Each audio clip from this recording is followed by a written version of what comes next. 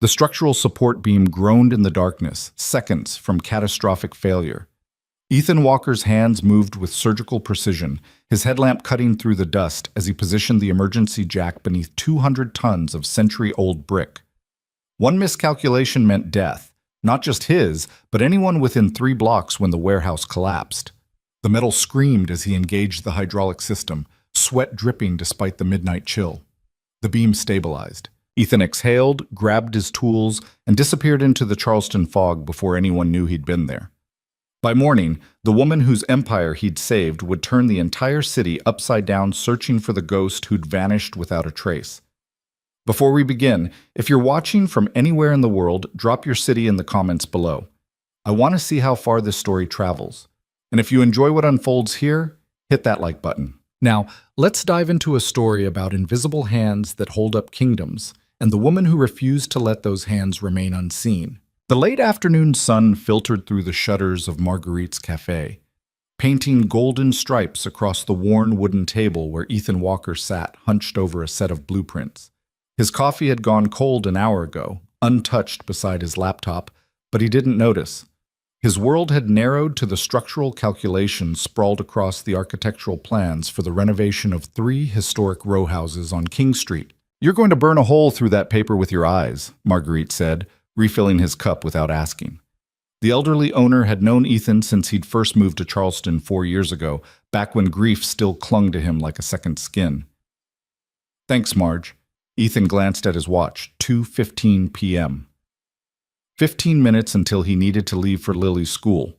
He made a final notation about load-bearing requirements and began rolling up the plans. "That daughter of yours has you trained better than any dog I've ever seen," Marguerite said with a warm smile. "She's 6. The world's terrifying enough without wondering if Dad forgot about you." Ethan's voice carried the weight of experience. He'd learned that lesson the hard way, watching his own father choose work over presence until absence became permanent. He was sliding the blueprints into their protective tube when the cafe door opened with enough force to make the small bell above it sound like an alarm. Ethan didn't look up immediately. Charleston attracted all types, and dramatic entrances were common in the tourist district. But the sudden silence that fell over the cafe made him raise his head. 3 men in dark suits had entered first, their eyes scanning the room with the practiced assessment of professional security. Behind them came a woman who seemed to carry her own gravity, pulling attention toward her whether she wanted it or not. Victoria Langford was 28 years old and looked like she'd been forged from ambition and fire. Her black suit was cut with the kind of precision that whispered custom tailoring, her dark hair pulled back in a style that meant business, not beauty. But it was her eyes that struck Ethan, sharp, intelligent, and currently fixed on him with an intensity that made his survival instincts flare. "Ethan Walker?" Her voice cut across the cafe like a blade. Every head turned toward him. Ethan remained seated, his hand still resting on the blueprint tube. "Depends on who's asking." She crossed the distance between them in 4 strides, her heels clicking against the old hardwood. One of the bodyguards moved to follow, but she held up a hand, stopping him mid-step. "My name is Victoria Langford. I own the warehouse project on Concord Street." She pulled out the chair across from him without waiting for an invitation and sat down. "Last night, someone broke into my construction site and installed temporary structural supports that prevented 200 tons of masonry from collapsing into the street." Ethan's expression remained neutral, but his mind raced. He'd been careful. No cameras, no witnesses, in and out in 40 minutes. "Sounds like you should thank them," he said evenly. "I would, if I knew who they were." Victoria leaned forward, her gaze never wavering. The security footage was conveniently disabled. The night crew saw nothing, but someone left behind a very specific type of hydraulic jack, the kind only used by structural engineers with experience in historic preservation. There are exactly 7 firms in Charleston that own that equipment. Lucky number 7. I called all of them this morning. 6 firms had all their jacks accounted for in their equipment logs. She pulled a photograph from her jacket and placed it on the table. It showed Ethan's hydraulic jack, his company's serial number clearly visible. The 7th firm, Walker Structural Engineering, a one-man operation run out of a home office, didn't answer their phone, so I looked up the owner. She laid down a second photograph, Ethan's driver's license photo, pulled from public records. Then I checked every cafe within walking distance of the construction site, because someone doing an emergency intervention at midnight doesn't drive. They live close. And here you are. Victoria sat back, a hint of satisfaction in her eyes. You're good at disappearing, Mr. Walker, but I'm better at finding people. Marguerite appeared at the table, her protective instincts clearly engaged. Is there a problem here? No problem, Victoria said without looking away from Ethan. I'm just trying to thank the man who saved my project. I think you have the wrong person, Ethan said quietly. He checked his watch again. 2:22 p.m. 8 minutes. Do I? Victoria's smile was sharp. Because the interesting thing about that jack is that it was positioned with absolute precision. The load distribution was perfect. The temporary support intersected with the original load-bearing structure at exactly the right points to prevent cascade failure. That's not luck, Mr. Walker. That's expertise. Like I said, wrong person. Then you won't mind if I report the theft of your equipment to the police. I'm sure they'd be interested in investigating how your jack ended up on my property. It was a bluff, and they both knew it. But it was an effective one. Ethan was quiet for a long moment, weighing his options. Finally, he spoke. Why do you care? The building's stable, problem solved. Because someone deliberately created that problem. Victoria's voice dropped lower, and for the first time, Ethan heard something beneath the corporate authority, genuine concern. My project manager swears the temporary supports were properly positioned when his crew left yesterday evening. But when the night security guard did his rounds at 11, he heard cracking sounds. By the time I got there at midnight, the entire western wall was leaning 3 inches off vertical. Settling happens in old buildings. Not in 4 hours, and not when the temporary supports have been deliberately moved. She pulled out her phone and showed him a series of photographs. These were taken yesterday at 6 p.m. These were taken at midnight. Ethan studied the images, his engineer's eye automatically analyzing the changes. She was right. The support beams had been repositioned, subtly but with clear intent. Someone knew enough about structural engineering to create a problem that would look like natural failure to most inspectors. You need to call the city inspector, he said. Get an official investigation. I did. He's scheduled to come out next Thursday. By then, I'll have lost a week of construction time, and half my subcontractors will have moved on to other jobs. Victoria's frustration finally showed through. I need someone who can stabilize the structure now and figure out what's really happening before my entire project collapses, literally and financially. There are bigger firms who are already working for my competitors, or who would take one look at a potential sabotage situation and run for their liability lawyers. Victoria leaned forward again.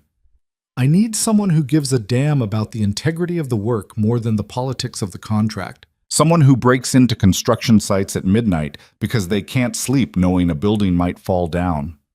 Ethan checked his watch. 2:27 p.m. 3 minutes. I can't help you, he said, standing and gathering his belongings. I have to pick up my daughter from school. Victoria blinked, clearly not expecting that response. I'm offering you a contract worth more than your firm probably makes in a year. And I'm telling you, I have to pick up my daughter from school. Ethan's voice was firm, but not unkind. She's 6 years old, and I promised her I'd be there at 2:30. That's non-negotiable. For a moment, Victoria looked like she wanted to argue. Then something shifted in her expression, a flicker of surprise, maybe even respect. What time does she get out of school tomorrow? She asked. 3 p.m. Then meet me at the construction site at 8 a.m. You'll have 7 hours to assess the structure, and I'll make sure you're gone by 2:30. Victoria stood, extending her hand. I'm not asking you to choose between your work and your daughter, Mr. Walker. I'm asking you to help me save a building that's been standing in this city for 130 years. Ethan hesitated, then shook her hand. Her grip was firm, businesslike. 8 a.m. But I'm not promising anything beyond an assessment. Fair enough? Victoria nodded to her security team, and they moved toward the door. But she paused before leaving, glancing back at him. For what it's worth, thank you for last night. Whatever happens tomorrow, you already saved lives. Then she was gone, leaving a wake of whispered conversations and curious stares. Marguerite appeared at Ethan's elbow. Well, that was something. That was a complication I don't need, Ethan muttered, checking his watch one more time. 2:29 p.m. He grabbed his blueprint tube and headed for the door. "You're going to help her, though," Marguerite called after him. It wasn't a question. Ethan didn't answer, but they both knew he would. The afternoon pickup line at Magnolia Elementary School moved with the choreographed chaos of a military operation. Parents jockeyed for position, minivans and SUVs inching forward as teachers shepherded children to waiting vehicles. Ethan had learned the system years ago: arrive by 2:25, park on the street, walk to the designated pickup zone, and wait for Lily's teacher to bring her out.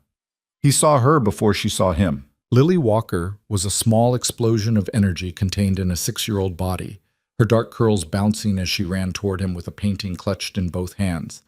"Daddy, look what I made!" She crashed into his legs with the full force of her enthusiasm. Ethan crouched down, examining the painting with appropriate seriousness. It appeared to be a house, or possibly a castle, rendered in enthusiastic primary colors. "That's amazing, Bug. Tell me about it." "It's our house, but I added a tower because every house should have a tower. And that's you and me in the window, and that's—" She paused, her voice dropping slightly. "That's Mommy, up in the clouds, watching us." Ethan's chest tightened. Sarah had been gone for 3 years, but grief still ambushed him in moments like this, when their daughter's innocence collided with loss too big for a child to carry. "Mom would love it," he said softly, kissing the top of her head. "She'd say it's museum quality." "That's what Miss Peterson said, too." Lily brightened immediately, the shadow passing as quickly as it had come. "Can we get ice cream?" "It's Monday. Ice cream is a Friday thing." "But what if it's a special Monday?" "What makes it special?" Lily considered this seriously. "I don't know yet, but maybe if we get ice cream, it will become special." Ethan laughed, standing and taking her hand. "That's some interesting logic, Bug. But the answer's still no. We have mac and cheese at home." "The good kind with the powdered cheese?" "Is there any other kind?" They walked back to his truck, Lily chattering about her day, how Jackson had eaten glue again, how the class hamster had escaped and been found in the cafeteria, how she'd learned to spell encyclopedia, even though she wasn't sure what it meant. Ethan listened with half his attention, the other half already turning over the problem Victoria had presented. Sabotage on a construction site wasn't just dangerous, it was criminal. Someone with structural engineering knowledge had deliberately created a life-threatening situation. The question was why. "Daddy, you're doing the thinking face," Lily said as he buckled her into her booster seat. "What's the thinking face?" "The one where your eyebrows do this." She scrunched her face into an exaggerated frown that made him laugh. "Sorry, Bug, just working through a problem." "Is it a building problem?" "Yeah, the kind where you have to make sure it doesn't fall down." Exactly that kind." Lily nodded sagely. "Buildings should definitely not fall down. That would be bad." "You're absolutely right." Ethan closed her door and walked around to the driver's side, making a mental note to set an alarm for 7 a.m. If he was going to assess Victoria's project, he needed to review the original architectural plans first. The warehouse on Concord Street was a monument to Charleston's industrial past, a massive brick structure built in 1895 to store cotton before it was shipped north. Ethan arrived at 7:45 a.m., giving himself time to walk the perimeter before Victoria showed up. The building was in rough shape, but that was expected for a renovation project. What caught his attention were the temporary supports, or rather, the way they'd been repositioned. Someone had moved them just enough to destabilize the load distribution without making it obvious to a casual observer. "You're early," Victoria's voice came from behind him. Ethan turned to find her approaching with 2 cups of coffee and none of the security detail from yesterday. She was dressed more casually today, jeans, work boots, and a simple button-down shirt that made her look younger and somehow more formidable. "Wanted to see the problem before we talked about solutions," Ethan said, accepting the coffee she offered. "Who has access to this site?" "My project manager, the general contractor, about 30 subcontractors and their crews, the security guard, the city inspector, and probably half the people in this neighborhood who climb the fence after hours." Victoria's frustration was evident. "I've been developing properties since I was 22. I've dealt with cost overruns, permit delays, and contractors who couldn't build a shed without supervision, but I've never had someone actively sabotaging a project. Who benefits if this project fails?" That's the question, isn't it? Victoria pulled out her phone, scrolling through emails. 3 months ago, I bought this property for $8 million. It was a competitive bid. I outbid Castellano Development by $500,000. Marcus Castellano was not happy. Unhappy enough to commit sabotage? Marcus operates in a moral gray area. He's the kind of developer who bribes inspectors and threatens community opposition. But this? She gestured at the building. This is sophisticated. This required someone who understands structural engineering. Ethan set down his coffee and approached the western wall, running his hand along the brick. The supports were moved sometime between 6 p.m. and 11 p.m. yesterday. Your security guard didn't see anything? He's 67 years old and spends most of his shift in the trailer watching television. I keep him employed because he's been with my company for 12 years, but he's not exactly vigilant. What about the project manager? Thomas Reeves. He's been in construction for 30 years, worked on some of the biggest renovations in the city. I trust him completely. Trust is good. Verification is better. Ethan pulled out his own phone, opening a notepad app. I'm going to need access to all the construction logs, the original architectural plans, the engineering reports, and a list of everyone who's been on site in the last month. Victoria smiled slightly. You're taking the job? I'm doing an assessment. If I find evidence of sabotage, you need to bring in the police. And if the police take 6 months to investigate while my project dies, then you make a choice about acceptable risk. Ethan met her eyes. I'm not going to tell you what to do, Ms. Langford, but I'm also not going to participate in anything that puts people in danger. If this building's not safe, it gets shut down. Fair enough. Victoria pulled out a set of keys and handed them to him. The trailer has everything you need. I have a meeting downtown at 10, but I'll be back by noon. I'll be gone by 2:30, Ethan reminded her. I remember. Your daughter comes first. There was something in her voice, not judgment, but curiosity, as if she were trying to understand a language she'd never learned to speak. She left him alone with the building, and Ethan got to work. The construction trailer was organized chaos, blueprints pinned to every wall, filing cabinets stuffed with permits and contracts, a coffee maker that looked like it had survived several wars. Ethan spread the original architectural plans across the main table and began comparing them to the current construction logs. Within an hour, he found the first discrepancy. The temporary support beams specified in the plans were rated for a different load capacity than the ones actually installed. The difference was subtle, maybe 10%, but in structural engineering, 10% could mean the difference between stability and catastrophe. He checked the contractor's invoices. The beams had been supplied by Castellano Industrial Supply. Ethan sat back, processing the implications. If Marcus Castellano wanted to sabotage Victoria's project, having his supply company provide substandard materials would be the perfect cover. The building wouldn't fail immediately. It would degrade over time, creating endless problems that would bleed money and time until Victoria was forced to sell. But proving it would require testing the actual beams, which meant bringing in an independent materials lab. And that meant time Victoria didn't have. He was making notes when the trailer door opened. A man in his 50s entered, built like someone who'd spent decades on construction sites. His face was weathered, his hands scarred from years of physical labor. You must be Walker, the man said, extending a hand. Thomas Reeves, project manager. Ethan shook his hand, noting the firm grip. Victoria mentioned you. 30 years in construction? 32 as of last month. Started as a laborer, worked my way up. Thomas glanced at the blueprints. She tell you what's going on? Someone's playing games with the structural supports. It's more than games, it's sabotage. Thomas pulled up a chair, his voice dropping. I've worked on a dozen projects that competed with Castellano Development. Every single one had problems, inspectors finding violations that didn't exist, materials delivered late or damaged, subcontractors suddenly refusing to work. Marcus has a system.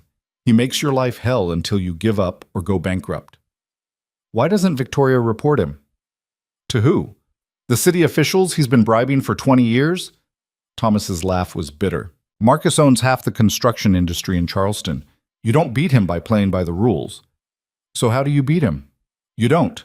You survive him. Thomas stood, walking to the window that overlooked the warehouse. But Victoria's different. She actually believes in building things that matter. This warehouse could become 100 units of affordable housing in a city where working people can't afford to live anymore. Marcus would tear it down and build luxury condos that sit empty half the year. Ethan joined him at the window. If I prove the materials are substandard, can you get them replaced? If you can prove it fast enough, maybe. But getting an independent lab to test structural steel takes weeks. Not if you know the right lab. Ethan pulled out his phone, scrolling through contacts. I worked with a materials testing company in Atlanta when I was with my previous firm. They owe me a favor. If I can get them samples today, they'll have results in 48 hours. Thomas's eyebrows rose. You worked for a firm? Brennan and Associates, senior structural engineer for 8 years. So why are you running a one-man operation now? Ethan was quiet for a moment. My wife got sick, cancer. I needed flexibility to take care of her and our daughter. After she died, I realized I liked being able to leave at 2:30 every day. Thomas nodded slowly, understanding passing between them. Kids change everything, don't they? Yeah, they do. The conversation was interrupted by the sound of raised voices outside. Both men moved to the trailer door, emerging to find Victoria arguing with a man in an expensive suit. Don't care about your schedule, Marcus, Victoria was saying, her voice sharp enough to cut glass. You don't have access to this site anymore. Marcus Castellano was 60 years old and looked like a man who'd spent his life getting exactly what he wanted. He smiled at Victoria with the condescension of someone used to winning. Now, Victoria, let's be reasonable. I'm simply concerned about safety. These old buildings can be dangerous, especially when the structural supports are failing. His eyes drifted to Ethan. Who's this? Another contractor jumping ship? This is Ethan Walker, the structural engineer reviewing your company's work, Victoria said coolly. And he's already found some very interesting discrepancies. Marcus's smile didn't waver, but something cold flickered in his eyes. Discrepancies? The support beams your company supplied are rated below the specifications in the approved plans, Ethan said evenly. That's a code violation at minimum. At worst, it's criminal negligence. That's a serious accusation. Marcus turned his full attention to Ethan, and there was nothing friendly in his gaze now. I hope you have proof, Mr. Walker. My company's reputation is impeccable. Then you won't mind if I have the beams independently tested. Be my guest, though I should warn you, making false claims about a supplier can result in expensive lawsuits. Marcus shifted his attention back to Victoria. I came here as a courtesy, to offer my assistance if you need it. But if you're going to throw around baseless accusations, I'll leave you to your failing project. He walked away, but the threat hung in the air like smoke. Thomas whistled low. Well, you just made an enemy. He was already an enemy, Victoria said, watching Marcus climb into his Mercedes. At least now he knows we're fighting back. Ethan checked his watch. 12:15 p.m. 2 hours and 15 minutes until he had to leave. I need samples of those beams. Can you have someone cut sections for testing? I'll do it myself, Thomas said. Give me an hour. While Thomas worked, Ethan continued his review of the construction logs. The more he dug, the clearer the pattern became. Every delay, every complication, every accident on the site could be traced back to decisions made or materials supplied by companies connected to Castellano. It was a masterclass in corporate sabotage, sophisticated enough to avoid obvious criminal charges but devastating in its cumulative effect. Victoria returned from her meeting at 1 p.m., finding Ethan surrounded by spreadsheets and annotated blueprints. That's a lot of paper, she said, setting down another cup of coffee. That's a lot of sabotage. Ethan turned his laptop to show her a timeline he'd constructed. Marcus has been undermining this project since the day you bought the property. Every subcontractor who quit, every delayed permit, every failed inspection, they all connect back to him. Victoria studied the timeline, her expression darkening. Can you prove it in court? Maybe, but that would take months and your project would be dead before you won. So what do we do? Ethan was quiet for a moment, thinking through the options. Finally, he said, We fix the building. We make it so structurally sound that no inspector, no matter how corrupt, can find anything wrong. We document everything, bring in independent verification, and we make this project bulletproof. That's going to cost a fortune. Less than letting Marcus win. Ethan met her eyes. You asked me yesterday why I broke into your construction site. The truth is I can't stand seeing buildings fail because of human greed. Architecture is supposed to last, to shelter people, to be part of a city's story. When someone deliberately destroys that, it's not just property damage. It's vandalism against the future. Victoria was quiet for a long moment, studying him. Then she smiled, and it was the first genuine smile he'd seen from her. All right, Mr. Walker, let's build something that lasts. Ethan glanced at his watch, 2:15 p.m. I have to go pick up my daughter. I know, same time tomorrow? Same time tomorrow. He gathered his things and headed for his truck, already mentally preparing for the battle ahead. Behind him, Victoria stood in the doorway of the construction trailer, watching him leave and wondering how a single father with a one-man engineering firm had become the only person in Charleston she trusted completely. Lily was waiting in the pickup zone when Ethan arrived, her backpack nearly as big as she was. Today's painting featured what appeared to be a dragon, or possibly a very angry lizard. How was your day, Bug? Ethan asked as she climbed into the truck. Jackson ate glue again, and Miss Peterson says he needs to stop because it's not food, but Jackson says it tastes like peppermint. Lily settled into her booster seat with the authority of someone delivering critical intelligence. Also, we learned about fractions, and I don't understand why you would want half of something when you could have the whole thing. That's actually a very good question, Ethan said, pulling into traffic. What do you want for dinner? Can we have breakfast for dinner with pancakes? Pancakes on a Monday? You said Monday wasn't special, so I'm making it special with pancakes. Ethan laughed. That's solid reasoning. Pancakes it is. They drove home to the small house Ethan had bought after Sarah died. A modest 2-bedroom in a quiet neighborhood, nothing like the grand homes he'd once designed for wealthy clients. But it had a yard where Lily could play and a porch where he could drink coffee in the mornings, and that was enough. While Lily did her homework at the kitchen table, Ethan made pancakes and thought about structural integrity, not just in buildings, but in lives. The supports that held people up when gravity tried to pull them down. The foundations that kept you stable when everything else shifted. Sarah had been his foundation. When she died, he'd thought he would collapse under the weight of grief and single parenthood. But Lily had become his temporary support, not because she held him up, but because she needed him to stay standing. Now, 3 years later, he was still standing. And maybe, just maybe, he was ready to build something more than just survival. Daddy, you're doing the thinking face again, Lily said around a mouthful of pancake. Sorry, Bug. It's okay. Thinking is important. Miss Peterson says thinking is how we solve problems. Miss Peterson is very smart. She's okay, Lily said with 6-year-old dismissiveness. But you're smarter because you make buildings stay up, and that's harder than teaching fractions. Ethan smiled, filing that compliment away in the mental box where he kept all of Lily's observations about the world. Someday, when she was older, he'd tell her about this conversation and how she'd made structural engineering sound like the most important job in the world. After dinner, they played Go Fish until Lily's bedtime. Then he read her 3 chapters of the book they were working through, a story about a girl who discovered a magical library. Lily fell asleep before the 3rd chapter ended, her small hand curled around his wrist, the way it had been since she was a baby. Ethan carefully extracted himself, turned on her nightlight, and pulled the door almost closed, leaving it open just enough that she could call for him if she woke up. Then he went to his home office and spent the next 3 hours reviewing Victoria's construction project, building a case that would be strong enough to withstand whatever Marcus Castellano threw at them. At midnight, his phone buzzed with a text from Victoria. The beam samples are ready for pickup. Thomas says you know a lab in Atlanta? Ethan typed back.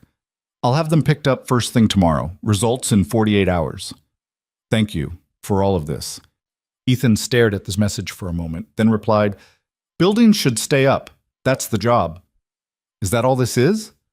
A job? He didn't answer that question. Instead, he set down his phone and looked at the blueprint spread across his desk, at the calculations that would prove whether Marcus had deliberately endangered lives, at the foundation of a case that could save Victoria's project or destroy it completely. Tomorrow would bring answers. Tonight, he just needed to make sure the math was right, because in the end, everything came down to whether the supports could hold the weight. and Ethan Walker had spent his entire career making sure they could. The materials testing lab in Atlanta confirmed pickup at 6 a.m., which meant Ethan was on the road by 4:30, driving through the pre-dawn darkness while Lily slept at his neighbor's house. Mrs. Chen had raised 3 kids of her own and treated Lily like a 4th grandchild, which made early morning emergencies possible. Still, Ethan hated disrupting Lily's routine, hated asking for help, hated feeling like he was choosing work over her even when the math said he'd be back before she woke up. He made it to Atlanta by 9, handed over the beam samples with detailed specifications, and was back in Charleston by 1 p.m. Lily never knew he'd been gone, but Victoria did. "You drove to Atlanta and back in one morning?" she asked when he arrived at the construction site at 1:30, giving himself a full hour before pickup time. The lab needed the samples in person. Chain of custody matters if this ends up in court. Ethan set down his laptop bag and accepted the sandwich Victoria handed him. "Thanks. I didn't have time for breakfast." "Or lunch, apparently." She sat down on a stack of lumber, watching him with that same analytical intensity he'd noticed the first day. "You know you could have had Thomas ship the samples. And waited 3 days for delivery? We don't have 3 days." Ethan unwrapped the sandwich, turkey and Swiss, exactly what he would have ordered himself. "How did you know what I like?" "You had the same sandwich yesterday at the cafe. I pay attention." Victoria pulled out her own lunch, some kind of salad that looked expensive and unsatisfying. The city inspector moved up his visit. "He's coming Thursday instead of next week." Ethan stopped mid-bite. "That's in 2 days." "Marcus called in a favor. He wants this building condemned before we can prove the materials are substandard." Victoria's voice was calm, but her knuckles were white around her fork. "If the inspector finds structural issues, he can red tag the entire project. We'd be shut down for months." "Then we make sure he doesn't find anything." Ethan pulled out his laptop, opening the structural analysis he'd been working on since midnight. "I've recalculated the load distribution for the entire building. If we reposition the temporary supports tonight and reinforce the western wall, the structure will be sound enough to pass any inspection." "Can it be done in 2 days?" "If we work through the night, yes, but I'll need Thomas and a crew who know what they're doing." Victoria was already pulling out her phone. "Thomas can have a team here in an hour. What else do you need?" "Coffee. A lot of coffee." Ethan checked his watch. 1:45 p.m. 45 minutes until he had to leave. "And I need you to trust me on something." "What?" "When the inspector comes, he's going to look for any excuse to fail this building. That means every calculation has to be perfect. Every support has to be exactly where it should be. And every piece of documentation has to be flawless." Ethan met her eyes. "I can give you that. But it's going to cost more than you budgeted, and it's going to require bringing in additional engineers to verify my work independently." "How much more?" "Probably 50,000 for the materials and labor, another 20 for the independent verification." Victoria didn't hesitate. "Do it." "Just like that?" "Just like that?" She stood, brushing sawdust off her jeans. "I told you yesterday, I need someone who cares about the integrity of the work. You just drove 8 hours round trip to hand-deliver beam samples because chain of custody matters. That's not someone I'm going to second-guess on cost." Ethan felt something shift in his chest, some old defense mechanism recognizing that it wasn't needed here. "I'll have the work order ready by tomorrow morning. I'll have the check ready by tomorrow afternoon." Victoria glanced at her own watch. "You should get going. School pickup waits for no one." He packed up his laptop, trying to ignore how strange it felt to have someone else tracking his schedule, anticipating his needs. In the 3 years since Sarah died, he'd gotten used to being the only one who remembered that Lily needed to be picked up at 2:30, that she liked her sandwiches cut diagonally, that she was afraid of thunderstorms, but only when she was trying to sleep. Having Victoria notice felt like letting someone into a space he'd kept locked. "Same time tomorrow?" she asked as he headed for his truck. "Actually, I'll be here at 6 a.m. If we're working through the night, I want to supervise the support repositioning personally." Victoria raised an eyebrow. "What about your daughter?" "Mrs. Chen can get her to school. I'll be done by 2:30 like always." "You're going to work a 12-hour overnight shift and then show up for a full day the next day?" "I've done worse." Ethan opened his truck door, then paused. "When Sarah was sick, I worked full-time, took care of Lily, and spent every night at the hospital. You learn to function on 4 hours of sleep." "That sounds terrible." "It was. But it taught me what actually matters. He climbed into the truck, starting the engine. Buildings can wait. Kids can't. He drove away, leaving Victoria standing in the construction site, wondering how someone could be so completely dedicated to both his work and his daughter without shortchanging either. In her world, success meant sacrifice. You chose career or family, ambition or relationships, empire or humanity. But Ethan Walker seemed to have found a way to choose both. And that fascinated her more than she wanted to admit. The afternoon pickup went smoothly, with Lily chattering about how the class hamster had gotten into the art supplies and was now partially covered in glitter. They went home, had dinner, spaghetti this time, with the sauce Lily insisted on making herself even though it meant tomato sauce on every available surface, and settled into their evening routine. But at 8 p.m., after Lily was asleep, Ethan's phone rang. "We have a problem," Thomas said without preamble. "The crew I hired for tonight just called. They're not coming." "Why not?" "Because Marcus Castellano offered them double rate to work one of his projects instead. All 5 guys gone." Ethan closed his eyes, calculating options. "Can you get another crew?" "Not on 12 hours' notice. Not in Charleston. Marcus has made it very clear that anyone who works for Victoria will never work in this city again." "That's illegal." "So is sabotaging construction sites, but here we are." Thomas's frustration bled through the phone. "I can do the work myself, but not fast enough. We needed 5 guys working through the night. One old man with a bad knee isn't going to cut it." Ethan thought about the inspector coming in 2 days, about the building that would fail without proper support, about Victoria's project collapsing because Marcus had more leverage than she did. Then he thought about his promise to Lily, about being there at 2:30, about the foundation of trust he'd built with her over 3 years of never, ever letting work come first. "I'll be there in an hour," he said quietly. "Ethan, you can't work all night, and then I'll figure it out. Just get the materials ready." He hung up and stood in his home office, staring at the photo on his desk. Sarah smiled back at him, holding infant Lily in the hospital, both of them exhausted and perfect. He could almost hear her voice. "You can't save everyone, Ethan. Sometimes you have to let things fall." But Sarah had also been the one who taught him that some things were worth the sacrifice, that integrity mattered more than convenience, that the world needed people who gave a damn when it would have been easier to walk away. He made a phone call. "Mrs. Chen, I know it's late, but I need a favor." An hour later, he was back at the construction site, wearing work clothes and carrying a thermos of coffee strong enough to strip paint. Thomas was already there, having hauled the new support beams into position with a forklift. "You didn't have to come," Thomas said, but there was relief in his voice. "Yeah, I did." Ethan set down his thermos and grabbed a welding mask. "Let's get to work." They worked through the night, 2 men doing the job of 5, repositioning supports with the precision of surgeons.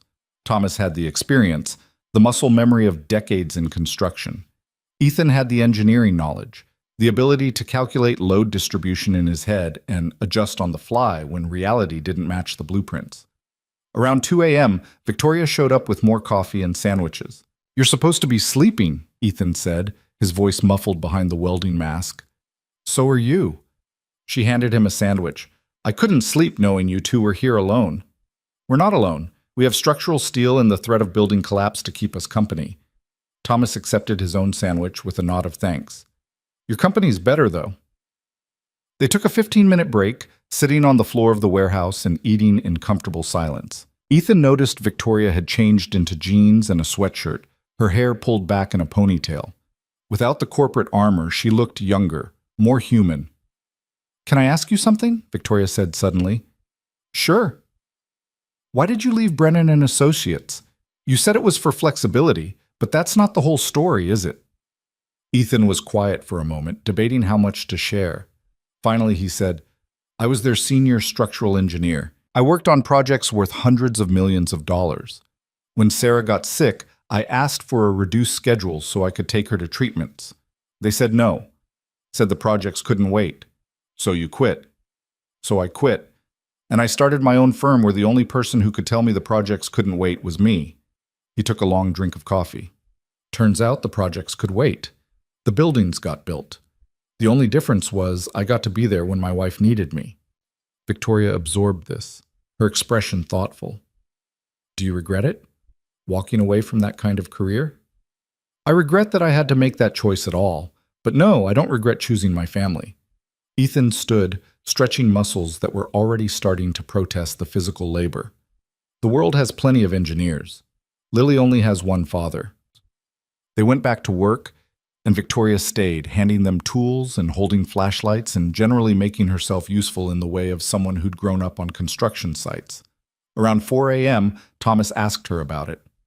My grandfather was a contractor, Victoria said, steadying a support beam while Ethan welded it into place. He started with nothing, built houses for working families. My father turned the company into commercial development. I inherited it when I was 22 and turned it into an empire. Do you miss the houses? Thomas asked. Every day. Victoria's voice was soft. My grandfather built homes where people raised families. I build office towers where people work too much and die too young. This warehouse project is the first time in 6 years I've developed something that will actually help people instead of just generating profit. So why do it? Ethan asked. Why build the office towers if you hate them? Because someone has to prove that women can run empires too. Because every time I tried to step back, someone assumed I was weak. Because I thought success meant being bigger, richer, more powerful than everyone who doubted me. She paused. But lately, I've been wondering if I won that race by running in the wrong direction. The vulnerability in her voice surprised Ethan. In all their interactions, Victoria had been sharp, certain, armored. This version of her, tired and honest at 4 a.m, felt more real. It's not too late to change direction, he said quietly. Isn't it? I've built a company that requires me to be ruthless. If I suddenly start caring about people over profit, the whole thing collapses. Buildings are designed to handle stress, Ethan said, checking the alignment of the beam. But they're also designed to flex. The ones that survive aren't the hardest. They're the ones that know when to bend. Well, Victoria smiled. Is that engineering wisdom or life advice? Both. By 6 a.m., the temporary supports were repositioned, the western wall was reinforced, and the building was structurally sound. Thomas called in the independent engineers for an 8 a.m. verification, and Ethan finally let himself acknowledge how exhausted he was. You should go home and sleep, Victoria said, watching him pack up his tools. Can't. I need to review the verification results and prepare documentation for the inspector. Ethan checked his watch. 6:15 a.m. 8 hours and 15 minutes until school pickup. He could do this. He'd done worse. Ethan, you've been awake for over 24 hours. I've been awake longer. During Sarah's last month, I didn't sleep more than 2 hours a night for 3 weeks. He closed his toolbox, the exhaustion making him more honest than he meant to be. I know my limits. I'm nowhere near them yet. Victoria stepped closer, and for a moment he thought she might argue. Instead, she said, Thank you. For this. For all of it. Buildings should stay up, Ethan said automatically. It's more than that, and you know it. Victoria's eyes held his. You could have walked away. You had every reason to, but you're here at 6 a.m, running on coffee and stubbornness, because you believe this project matters. It does matter. 100 families are going to live here. That's worth losing sleep over. The independent engineers arrived at 8, a team of 3 who spent 2 hours examining every support, every calculation, every structural element. Ethan walked them through the work, answered their questions, and tried not to think about how much he wanted to close his eyes just for a minute.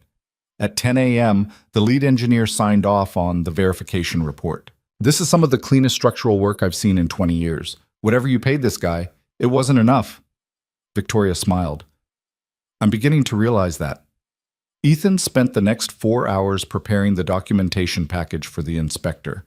Every calculation, every specification, every verification report, all cross-referenced and indexed and prepared for the most hostile review possible. At 2 p.m., he printed the final report, loaded it into his truck, and drove to Magnolia Elementary School. Lily was waiting in the pickup zone, covered in what appeared to be paint and possibly glue. We did art today, she announced, climbing into the truck. I made a sculpture of you, but then Jackson sat on it, so now it's a sculpture of a pancake.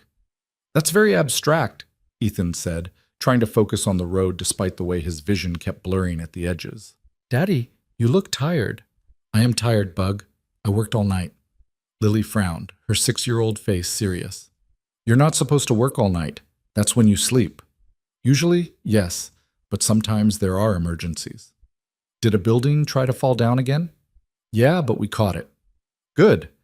Lily settled back in her seat, apparently satisfied. Can we have pizza for dinner? Because I think after you catch a building, you deserve pizza. Ethan laughed, the sound surprising him. That's very thoughtful of you, Bug. Pizza it is. They stopped at their favorite pizzeria, picked up a large pepperoni, and went home. Ethan made it through dinner on pure willpower, listened to Lily's chatter about her day, helped her with her homework, and read exactly 2 paragraphs of their bedtime book before Lily gently took it from his hands. You're falling asleep, Daddy. I'm not, Ethan protested, even as his eyes closed. It's okay. I can read to myself tonight. Lily's small hand patted his arm. You go to bed. I'll turn off the lights. Ethan wanted to argue, wanted to maintain the routine, wanted to be the parent who took care of everything. But exhaustion had finally caught up with him, and all he could do was kiss Lily's forehead and stumble to his own bedroom. He was asleep before his head hit the pillow. He woke at midnight to his phone buzzing, a text from Victoria. Can't sleep. Keep thinking about what you said, about buildings needing to flex. Is that really true? Ethan typed back with clumsy fingers. It's how they survive earthquakes. The rigid ones crack. The flexible ones bend and snap back. What if you've been rigid for so long you forgot how to bend? Then you start small, flex a little, see if you break. Usually, you don't. There was a long pause, then, thank you for everything. Get some sleep. Already did. 6 whole hours. Show off. Ethan smiled at his phone, then set it down and went back to sleep. When he woke again at 6 a.m., he felt almost human. He made Lily breakfast, got her to school, and was at the construction site by 9, ready for whatever the inspector would throw at them. The inspector arrived at 10 a.m. sharp, a severe man in his 50s who looked like he'd never approved anything in his life. His name was Richard Morrison, and Thomas muttered that he was one of Marcus's guys as they watched him approach. Ms. Langford, Morrison said with cold politeness, I'm here to conduct a structural safety inspection of this property. Of course, Victoria gestured to Ethan. This is Ethan Walker, the structural engineer for the project. He's prepared a complete documentation package for your review. Morrison barely glanced at Ethan. I'll conduct my own inspection, thank you. For the next 3 hours, Morrison examined every inch of the building with the dedication of someone determined to find problems. He measured support beams, tested load capacities, examined welds, and reviewed calculations with the kind of scrutiny usually reserved for criminal evidence. Ethan followed him through the inspection, answering questions and providing additional documentation when requested. Morrison's hostility was obvious, but so was his growing frustration. There was nothing wrong with the building, nothing he could cite, nothing he could fail, nothing he could use to shut down the project. Finally, at 1 p.m., Morrison stood in the center of the warehouse and flipped through his inspection notes one more time. The temporary supports appear adequate, he said, the words clearly bitter in his mouth. The load distribution calculations are within acceptable parameters. The structural integrity meets current code requirements. Victoria and Thomas exchanged a glance. Ethan remained expressionless. However, Morrison continued, and Ethan's stomach sank. I'll need to verify the materials certifications for the steel beams. I'll require independent testing to confirm they meet the specified grade. Already done. Ethan pulled out the Atlanta lab report, handing it to Morrison. Independent materials testing completed 2 days ago. The beams exceed the specified requirements by 12%. Morrison's face went through several interesting colors as he read the report. It was thorough, professional, and completely undermined any claim of substandard materials. This is highly irregular, Morrison said finally. It's highly thorough, Victoria corrected. We wanted to ensure there were no questions about structural integrity. Morrison knew when he was beaten. I'll file my report with the city. The building is approved for continued construction. He left without another word, and the moment his car pulled away, Thomas let out a whoop of victory. We did it! That son of a gun couldn't find a damn thing wrong. Victoria was smiling, really smiling, for the first time since Ethan had met her. We did it, she repeated, then turned to Ethan. You did it. We all did it, Ethan said, but he was smiling too. Though I have to admit I wasn't sure he'd actually approve it. Morrison looked like he wanted to condemn the building out of spite. He would have if you'd given him anything to work with. But you didn't. Victoria's expression turned serious. This project would be dead without you. You know that, right? Ethan shrugged, uncomfortable with the gratitude. I just did the engineering. You drove to Atlanta and back in one morning. You worked through the night with Thomas. You prepared documentation that could survive the most hostile inspection in the city's history. That's not just engineering, Ethan. That's dedication. Before he could respond, his phone rang. Mrs. Chen's number. Excuse me, he said, stepping away to answer. Mrs. Chen, everything okay? Lily's fine, but the school nurse called. She has a fever and they need someone to pick her up. Ethan checked his watch. 1:15 p.m. He could make it to the school in 20 minutes. I'm on my way. He hung up and turned to Victoria. I have to go. Lily's sick. Of course. Go. Victoria waved him toward his truck. We've got everything under control here.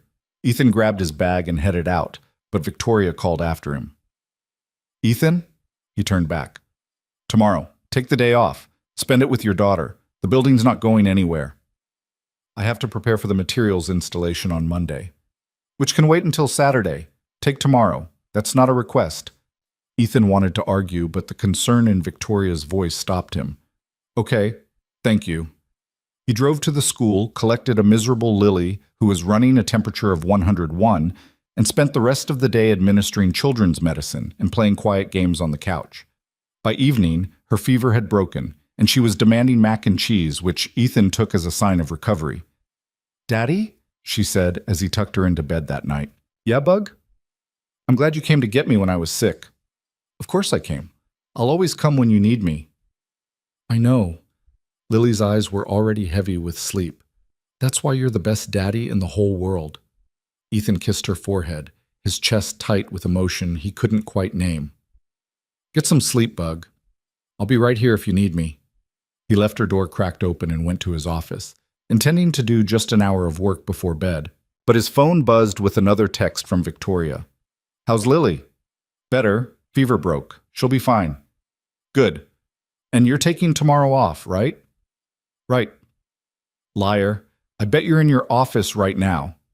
Ethan looked around guiltily. How did you know? Because I'm in my office too.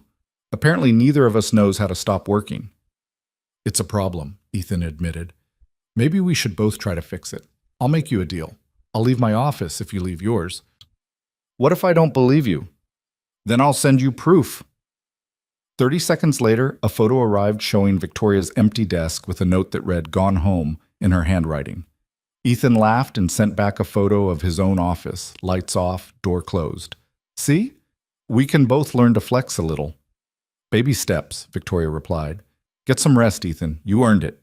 He did rest, finally allowing himself a full night's sleep without setting alarms or planning tomorrow's work. And when he woke Friday morning with Lily bouncing on his bed demanding pancakes, he realized Victoria was right. The building would wait. But childhood wouldn't. Friday morning arrived with the kind of golden sunlight that made Charleston look like a postcard, and Ethan kept his promise to Victoria.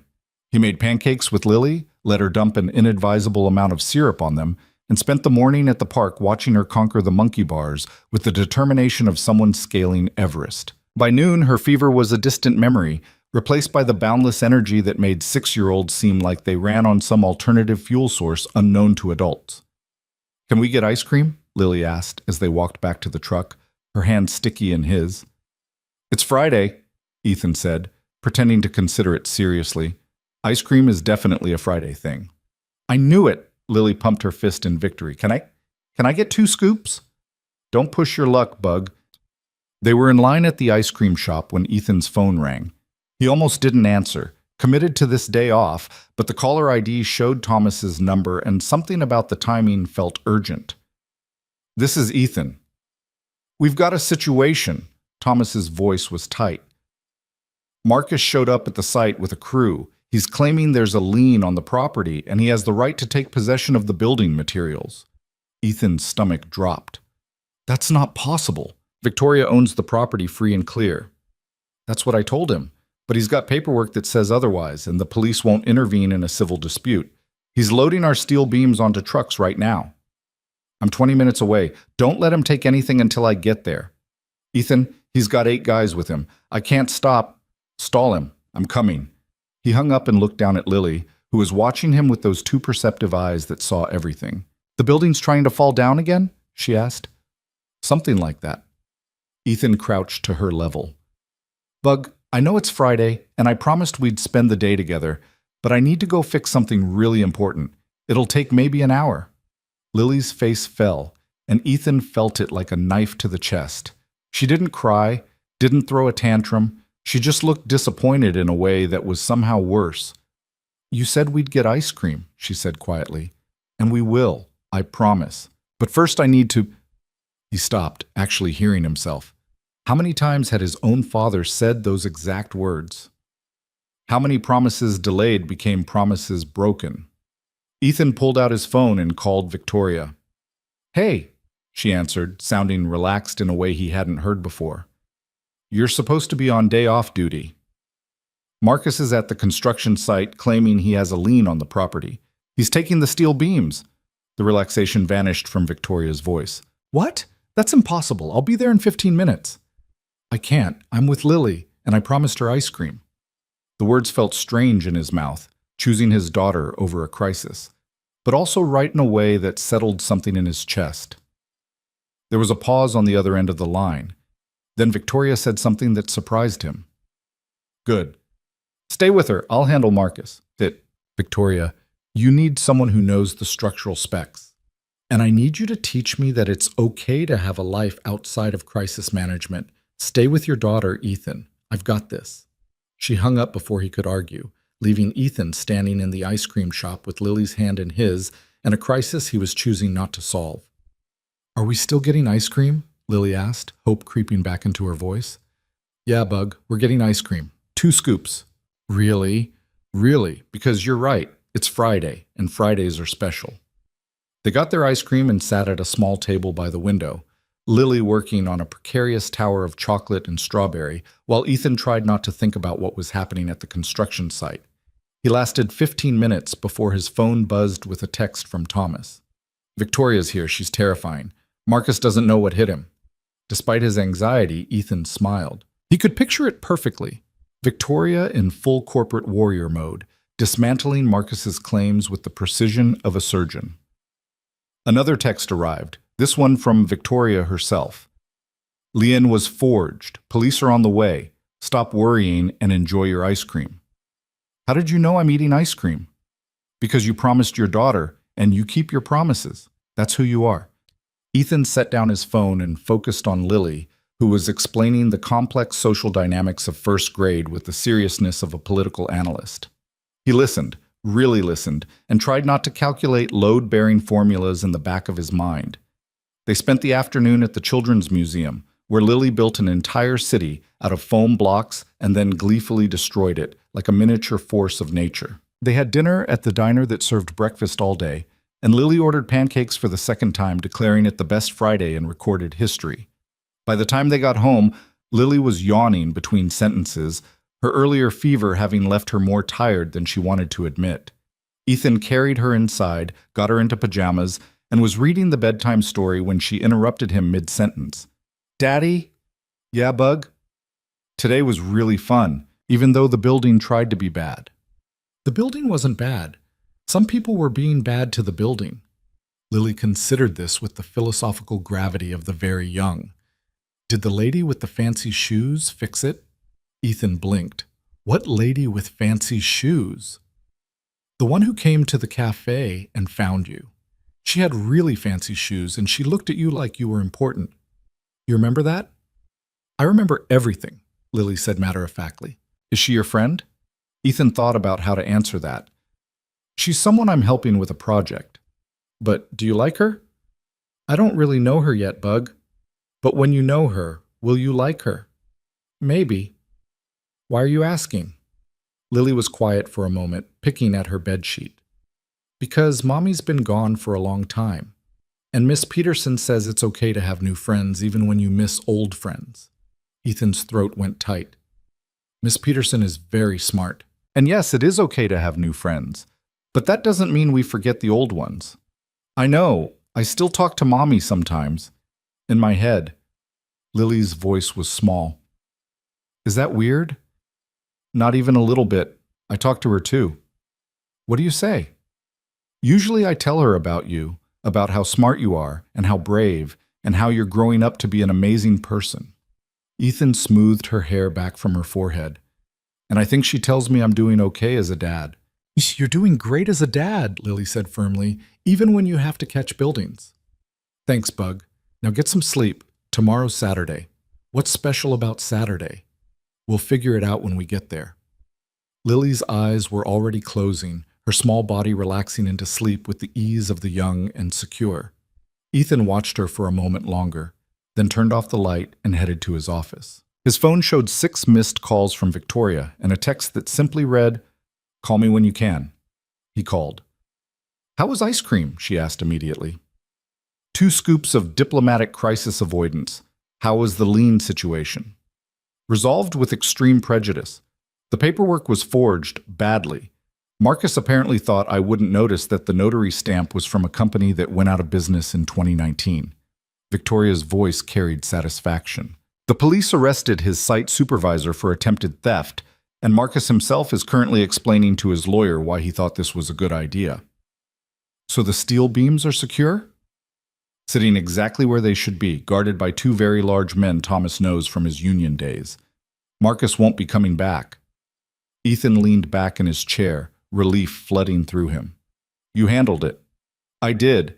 And you stayed with your daughter. We both did what we needed to do. I'm not used to having backup.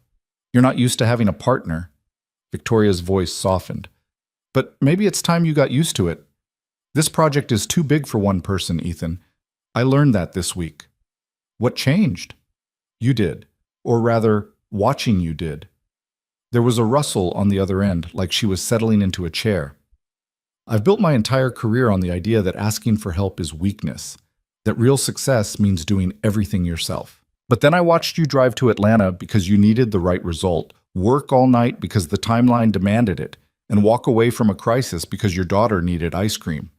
You're not weak, Ethan. You're the strongest person I know, and you do it by knowing when to ask for help. Ethan didn't know what to say to that. Finally, he managed, You didn't need to handle Marcus alone. You could have broken your promise to a 6-year-old who just wanted ice cream with her dad. That would have solved my problem and created a much bigger one. Victoria paused. I don't have kids. I don't know what that kind of responsibility feels like, but I know what it looks like when someone takes it seriously, and I respect it too much to ask you to compromise it. Most people don't understand that. Most people are idiots. The smile was audible in her voice. Get some sleep, Ethan. Monday we start the real work, installing the permanent supports and getting this building ready for occupancy. I'm going to need my structural engineer at full capacity. I'll be there at 8. I know you will. You keep your promises. After she hung up, Ethan sat in his office for a long time, thinking about partnership and promises, and the strange way Victoria Langford had entered his life like a tornado and somehow made everything more stable instead of less. The weekend passed in the comfortable rhythm of single parenthood. Saturday brought grocery shopping and laundry and Lily's insistence on helping make cookies, which resulted in more flour on the floor than in the bowl, but also in laughter that echoed through the house. Sunday meant the park again, then dinner with Mrs. Chen, who fed them enough food for a week and sent Lily home with a container of homemade dumplings. Monday morning arrived with purpose. Ethan got Lily to school, then drove to the construction site where Victoria was already waiting, flanked by Thomas and a crew of workers who looked significantly more committed than the ones Marcus had poached. New team? Ethan asked, shaking hands with the foreman. Union guys, Thomas said with satisfaction. Marcus can't touch them. They don't care about his threats or his money. They just want to do good work. Then let's give them something good to work on. Ethan pulled out the installation plans he'd finalized over the weekend. The permanent supports go in today. By Friday, this building will be strong enough to survive anything Marcus throws at it. The work was meticulous and demanding. Each support beam had to be positioned with millimeter precision, welded to exact specifications, and tested for load capacity before the next phase could begin. Ethan moved through the site like a conductor leading an orchestra, coordinating between crews, double-checking calculations, and solving problems as they emerged. Victoria watched from the sidelines, taking notes and asking questions that showed she was actually learning the technical aspects. Around noon, she approached Ethan with a tablet showing the project timeline. If we maintain this pace, we'll be ready for final inspection in 3 weeks. That's 2 weeks ahead of schedule. Ahead of schedule means ahead of Marcus's next move, Ethan said, reviewing the timeline. He's going to try something else. Men like that don't accept defeat. Let him try. We're ready this time. She was right. Over the next week, the project transformed from a vulnerable renovation into a fortress of structural integrity. The permanent supports went in flawlessly. The western wall was reinforced with additional bracing, and every system was documented with a level of detail that would satisfy the most paranoid inspector. Marcus made his move on Thursday. Ethan was reviewing weld quality when Thomas pulled him aside, his expression grim. "We've got trouble. The building department just called. They're requiring additional seismic retrofitting before they'll approve occupancy." Seismic retrofitting? We're in Charleston, not California. There's no seismic requirement in the building code. There is now. Emergency ordinance passed this morning applies to all historic renovations over 10,000 square feet. Thomas handed him a printed copy of the ordinance. It's targeted. This is the only building in the city that meets those exact specifications. Ethan read through the ordinance, his engineer's mind immediately recognizing the trap. The retrofitting would require specialized equipment, specific materials, and at least 8 weeks of additional work. It would blow through Victoria's budget and push the project past her financing deadline. "Marcus has someone on the city council," he said quietly. "Has to be. This ordinance appeared out of nowhere, no public comment period, no environmental review. It's tailored specifically to kill this project." Ethan found Victoria in the construction trailer, on the phone with her lawyer. She ended the call when he entered, her expression somewhere between fury and desperation. "Tell me you have good news," she said. "I have a solution. I don't know if it counts as good news." Ethan set down the ordinance and pulled up a structural analysis on his laptop. The seismic retrofitting they're requiring is technically unnecessary. The building's existing structure already exceeds the lateral load requirements for this region, but I can prove that in court, not to a corrupt building department. "So we sue?" "We could. It would take months and cost a fortune you don't have." Ethan opened a different file showing a modified retrofit design. "Or we do the retrofitting, but we do it smart. Instead of the full system they're requiring, we install a simplified version that meets the technical requirements, but costs 70% less and takes 3 weeks instead of 8. Victoria studied the design. "Is it legal?" "It meets every specification in the ordinance. They wrote it badly, assuming we'd have to use the most expensive option. But the ordinance just requires seismic retrofitting. It doesn't specify the method. Will it pass inspection?" "It'll pass because it's overbuilt for what we actually need. The inspector won't be able to fail it without admitting the ordinance itself is flawed." A slow smile spread across Victoria's face.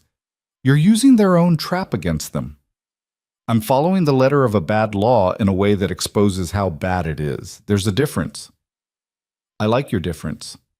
Victoria pulled out her phone. "I'm calling the council member who sponsored this ordinance. I want him on record approving your design before we start work." "He won't approve it. He'll stall, and he'll approve it because I'm going to explain very clearly that if he doesn't, I'll be holding a press conference about how his emergency ordinance is blocking affordable housing for 100 families. Victoria's voice was steel.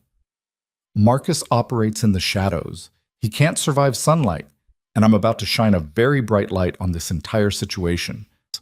She made the call, and Ethan listened as she methodically dismantled the council member's objections with a combination of legal threat and public relations pressure. By the end of the conversation, the man had agreed to fast-track approval of Ethan's modified design. 3 days, Victoria said, hanging up. "We have approval in writing within 3 days, or I go to the press." "You're terrifying when you want to be." Ethan said with genuine admiration. "I learned from watching you work. Precision, pressure, and no wasted effort." She glanced at her watch. "It's 2 p.m. Don't you have a school pickup?" "Yeah." Ethan gathered his laptop and blueprints. "Will you be okay here?" "I've got Thomas and a crew of union workers who think Marcus is the devil. I'm in good hands." Victoria walked him to the door of the trailer. "Ethan?" He turned back. "Thank you for finding the solution, for not giving up when Marcus keeps throwing obstacles at us." "Buildings should stay up," Ethan said, the phrase that had become his default response. "I know, but this is about more than buildings for you. This is about proving that doing the right thing can actually win." "Is that what we're doing? Winning?" "We're still standing. Marcus keeps swinging, and we keep standing. That's winning in my book." Ethan drove to the school, collected Lily, who was full of news about how the class hamster had learned to open its cage, and spent the afternoon in the comfortable routine that grounded him. But part of his mind was already working through the retrofit design, optimizing it, making it bulletproof. That night, after Lily was asleep, he refined the calculations and sent them to Victoria with a note. "This will work. Trust me." Her response came immediately. "I do."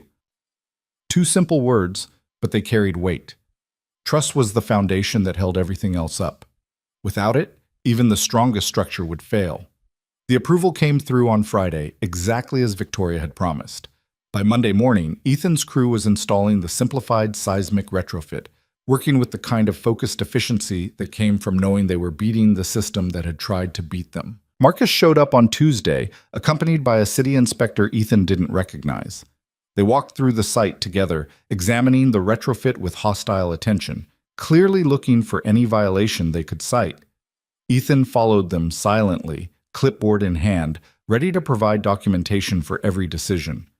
When the inspector questioned a weld specification, Ethan produced the engineering report. When Marcus claimed the lateral bracing was inadequate, Ethan showed him the load calculations that proved otherwise.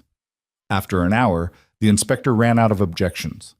"The work appears to meet the ordinance requirements," he said reluctantly. "Appears to?"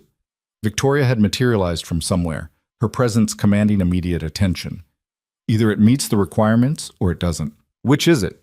The inspector looked to Marcus, who was staring at the retrofit system like he couldn't quite believe what he was seeing. Finally, Marcus spoke. "How did you do this so fast?" "We had a good engineer," Victoria said simply. "This is impossible. The cost alone should have bankrupted me? Should have forced me to sell to you at a loss?" Victoria's smile was sharp. "You made a mistake, Marcus. You assumed I was alone in this, but I'm not. I have a partner who's smarter than your entire organization, and together we're going to finish this project exactly the way we planned." Marcus's face went through several shades of red. "This isn't over." "Yes, it is." Victoria pulled out her phone, showing him a document. "That's a signed statement from 3 subcontractors you pressured to quit my project. That's documented evidence of the forged lien. And that's a very detailed analysis of how your emergency ordinance violates state housing law. You can keep fighting me, but every move you make from now on will be documented, publicized, and prosecuted." "You're bluffing. Try me." Marcus stared at her for a long moment, and something in Victoria's expression must have convinced him she meant every word. He turned and walked away without another word, and the inspector followed quickly, clearly not wanting to be caught in the fallout. Thomas let out a breath he'd been holding. Did that just happen? Did Marcus Castellano actually back down? "He didn't back down," Ethan said quietly. "He retreated. There's a difference. He'll regroup and come back with something else." "Let him," Victoria said, her voice certain. "We'll be ready." But Marcus's retreat lasted exactly 4 days before he made his next move. And this time it came from a direction none of them anticipated. Ethan was reviewing the final electrical plans on Saturday morning when his phone rang with a number he didn't recognize. "Mr. Walker, this is Jennifer Moss from South Carolina Professional Licensing. I'm calling regarding a complaint filed against your engineering license." Ethan's blood went cold. "What kind of complaint?" "A formal ethics violation alleging you performed structural engineering work outside the scope of your license and falsified inspection reports. The complaint was filed by Castellano Development and includes sworn statements from 2 witnesses." "That's completely false. Every piece of work I've done on the Concord Street project is documented and verified by independent engineers." I'm sure it is, Mr. Walker. But until we complete our investigation, I'm required to inform you that your license is under review. You'll receive formal notice by certified mail within 3 business days, and you'll have 30 days to respond with your defense. How long does the investigation take? Typically 6 to 8 months. During that time, you're permitted to continue working, but any projects requiring a licensed engineer's seal will need secondary verification. Ethan closed his eyes, understanding the trap immediately. Secondary verification on every project. I'm sorry, Mr. Walker, I'm just following the procedures. If the complaint is baseless, the investigation will clear you completely. In 6 to 8 months. Unfortunately, yes. The board meets quarterly, and there's quite a backlog. After she hung up, Ethan sat in his home office staring at the blueprints scattered across his desk, each one representing work he'd done with absolute integrity. Marcus hadn't been able to destroy the building, so now he was trying to destroy the engineer. He called Victoria. Marcus filed an ethics complaint against my license. It's under review for the next 6 to 8 months. Victoria's response was immediate and creative enough that Ethan was glad Lily was at a sleepover. When she finally stopped cursing, she asked, "Can he do that? Just file a complaint with no evidence?" Anyone can file a complaint. The licensing board has to investigate everyone, even the obviously fraudulent ones. Marcus knows that. He's not trying to get my license revoked. He just wants to tie me up in bureaucratic hell long enough to stall the project. What does this mean for the warehouse? It means every engineering decision I make needs secondary verification from another licensed engineer. That adds time and cost to every single phase of work. Ethan pulled up the project timeline on his laptop. We'll miss our completion deadline by at least 2 months, maybe 3. Which puts us past my financing deadline. Victoria's voice had gone flat, the way it did when she was calculating losses. If we don't complete by the end of June, the construction loan converts to a higher interest rate and the affordable housing subsidies expire. The entire financial model collapses. I know, that's exactly what Marcus is counting on. There was silence on the other end of the line. Then Victoria said something that surprised him. "This is my fault. I pulled you into this fight, and now he's coming after your career." "He's coming after my career because I'm good at my job, and that threatens him. That's not your fault, Victoria. That's just Marcus being Marcus. But if you hadn't taken this project, then a building would have collapsed, 100 families wouldn't get housing, and Marcus would still be running Charleston like his personal fiefdom." "I don't regret the work, Victoria. I just regret that doing the right thing comes with this much collateral damage. There has to be something we can do, some way to fight this." Ethan had been thinking about exactly that since the phone call ended. Actually, there might be. The complaint alleges I falsified inspection reports, right? That's a specific claim that requires specific evidence. If Marcus's witnesses are lying, and they have to be because I've never falsified anything, then we can prove it with the documentation trail. You want to go on offense. I want to make Marcus regret weaponizing the licensing board. If we can prove the complaint is fraudulent, the board doesn't just dismiss it. They investigate who filed it and why. Ethics violations go both ways. I like how you think. Some of the energy returned to Victoria's voice. What do you need? Every piece of documentation from the project, every inspection report, every verification, every email and text message. If we're going to prove Marcus is lying, we need a paper trail that's absolutely bulletproof. You'll have it by Monday morning. Thomas has been documenting everything since the day Marcus started his sabotage campaign. Good, because this fight just got personal.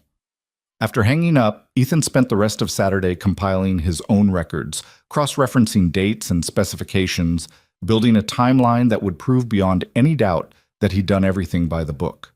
It was meticulous, tedious work, but it was also clarifying. Every calculation he reviewed, every report he reread, reminded him why he'd become an engineer in the first place, because buildings mattered, and the people inside them mattered more.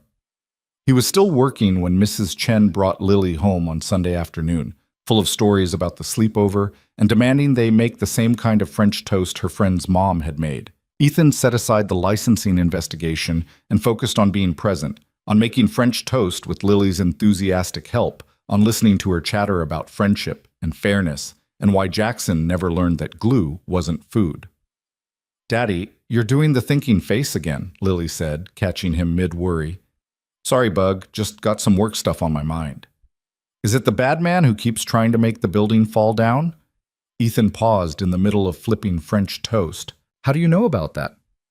I heard you talking to Miss Victoria on the phone. You said his name was Marcus, and he was being mean. Lily's face scrunched up in concentration. Why doesn't somebody just tell him to stop? It's complicated, Bug. Grown-up problems usually are. But if he's being mean, he should get in trouble. That's what Miss Peterson says. When Jackson is mean, he has to sit in timeout. I think Marcus needed timeout about 40 years ago. Then you should give him timeout now. It's never too late to learn to be nice. Ethan laughed despite himself, pulling Lily into a hug. You're absolutely right. And you know what? We're working on exactly that. Monday morning brought the promised documentation from Thomas. 3 banker's boxes full of reports, invoices, emails, and inspection records organized with military precision. So, Victoria met Ethan at the construction site with coffee and a determination that seemed to radiate from her like heat. I spent yesterday talking to every subcontractor who's worked on this project, she said, handing him the coffee. Marcus's witnesses are Jake Brennan and Scott Morrison. Brennan got fired from the project 2 months ago for showing up drunk, and Morrison never worked here at all. He's one of Marcus's regular contractors. So 1 disgruntled ex-employee and 1 plant. That's not even creative. Ethan opened his laptop, pulling up the licensing complaint. The specific allegation is that I approved structural work that didn't meet code requirements and then falsified the inspection reports to cover it up. They cite 3 instances: the temporary supports, the western wall reinforcement, and the seismic retrofit. All of which have independent verification from engineers who aren't involved in Marcus's network. That's what he didn't count on, that I'd actually do the work right. Ethan scrolled through the documentation. We need sworn statements from the independent engineers confirming their reports are accurate. Then we need to prove Morrison was never on site during any of the work he claims to have witnessed. Security logs, Victoria said immediately. Thomas makes everyone sign in and out. If Morrison claims he was here on specific dates, we can prove he wasn't. Perfect. That's perjury, which means the entire complaint collapses. They spent the next 3 days building their response, and Ethan was struck by how naturally he and Victoria worked together.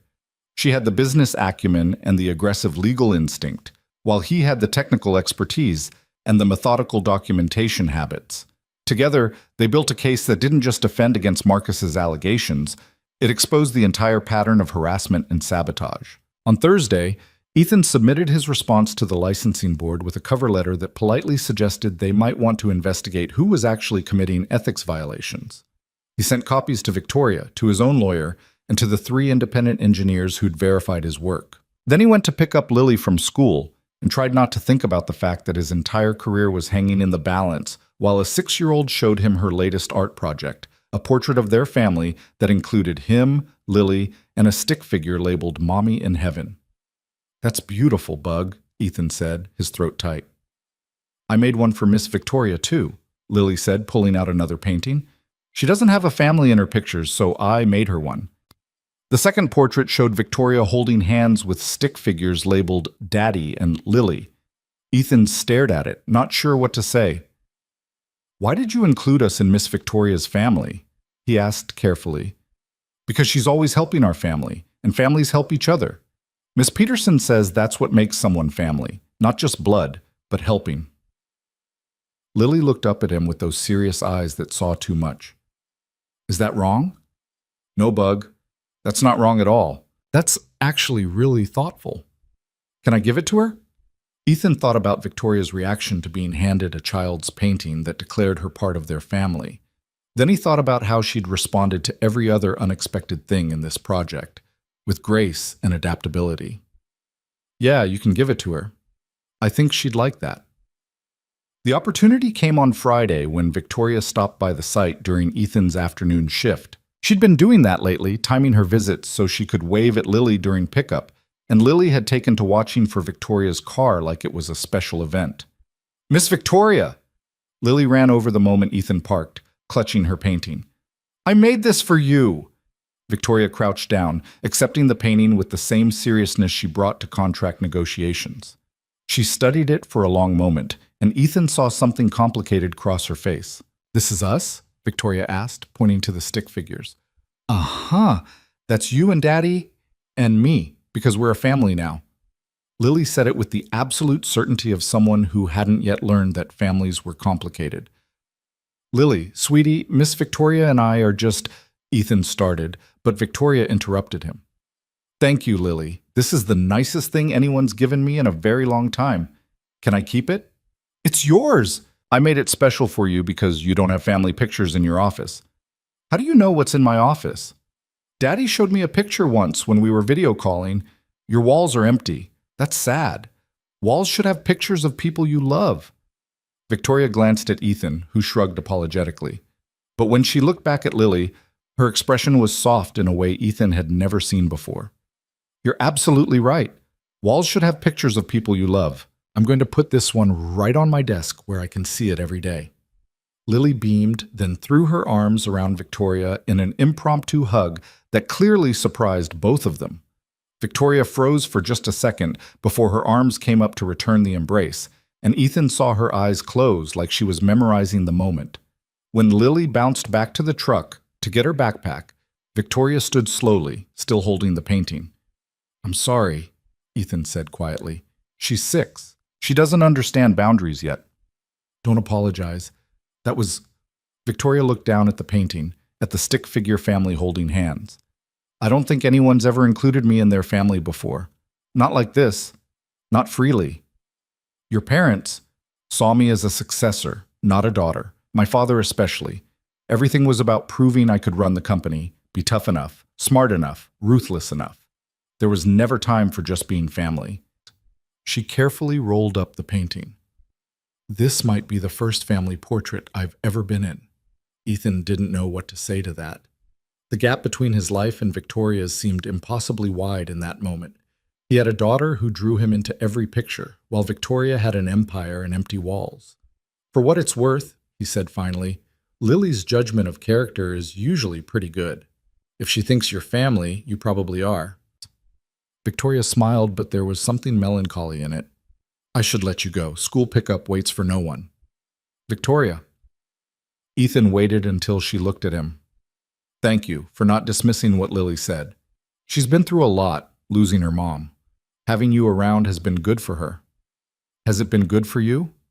The question hung between them, weighted with implications neither of them was quite ready to examine. Ethan thought about how his days had changed since Victoria entered his life. How he'd started to look forward to morning coffee at the construction site. How her texts at midnight had become something he anticipated rather than just answered. Yeah, he said quietly. It's been good for me too. Victoria held his gaze for a moment longer, then nodded and walked to her car. But Ethan saw her glance down at the painting one more time before she drove away. And he wondered what it meant that a 6-year-old stick figure drawing could make a billionaire's eyes go soft. The licensing board's response came 10 days later, and it wasn't what Marcus had expected. Instead of a protracted investigation, they'd reviewed Ethan's documentation, contacted the independent engineers, and checked the security logs Victoria provided. The complaint was dismissed with prejudice, meaning it couldn't be refiled, and the board had opened an investigation into Castellano Development for filing a fraudulent ethics complaint. They're going after Marcus? Victoria asked when Ethan called to tell her. They're investigating whether he knowingly filed false allegations to harm a competitor. If they prove it, he could lose his contractor's license. Good. Let him see how it feels to have his career threatened. But the victory felt hollow because on the same day the licensing complaint was dismissed, Victoria's financing bank called with bad news. The affordable housing subsidies had been pulled by the city council, citing budget constraints. Without those subsidies, the warehouse project's financial model didn't work. The rents needed to be twice as high, which meant it would no longer serve working families. Ethan found Victoria in the construction trailer that evening, staring at spreadsheets that all told the same story. The numbers didn't work. Marcus got to the city council, she said without looking up. I don't know how, I don't know who, but he got them to kill the subsidies. Can you appeal? To who? The council that just voted against us? The mayor who's been taking campaign contributions from Castellano for 20 years? Victoria closed her laptop with barely controlled violence. He won. We beat him on every technical challenge, every inspection, every attempt at sabotage. But he went around us and attacked the financing, and I don't have a counter move for that. Ethan sat down across from her, thinking through options. What if you didn't need the subsidies? What if you could make the numbers work at market rate? Then it's not affordable housing anymore. It's just another luxury development, exactly what Marcus would build. What's the point? The point is that 100 families still get housing, just different families. And you can use the profits to fund actual affordable housing somewhere else, somewhere Marcus can't touch it. That's not the same. No, it's not. But it's better than letting the building sit empty or selling it to Marcus at a loss. Ethan pulled out his phone, opening a document he'd been working on. What if there was a third option? What if we could reduce construction costs enough to make affordable housing viable without the subsidies? Victoria looked up, interested despite her frustration. How? We're already at minimum cost for the quality we need. We are for traditional construction methods. But what if we used prefab components for the interior build-out? Modular bathroom units, standardized kitchen assemblies, factory-built mechanical systems. We could cut construction time by 40% and costs by 30%. Prefab has quality issues. Not anymore. The technology's improved significantly in the last 5 years, and I know a company in North Carolina that specializes in high-quality modular components for exactly this kind of project. Ethan showed her the specifications on his phone.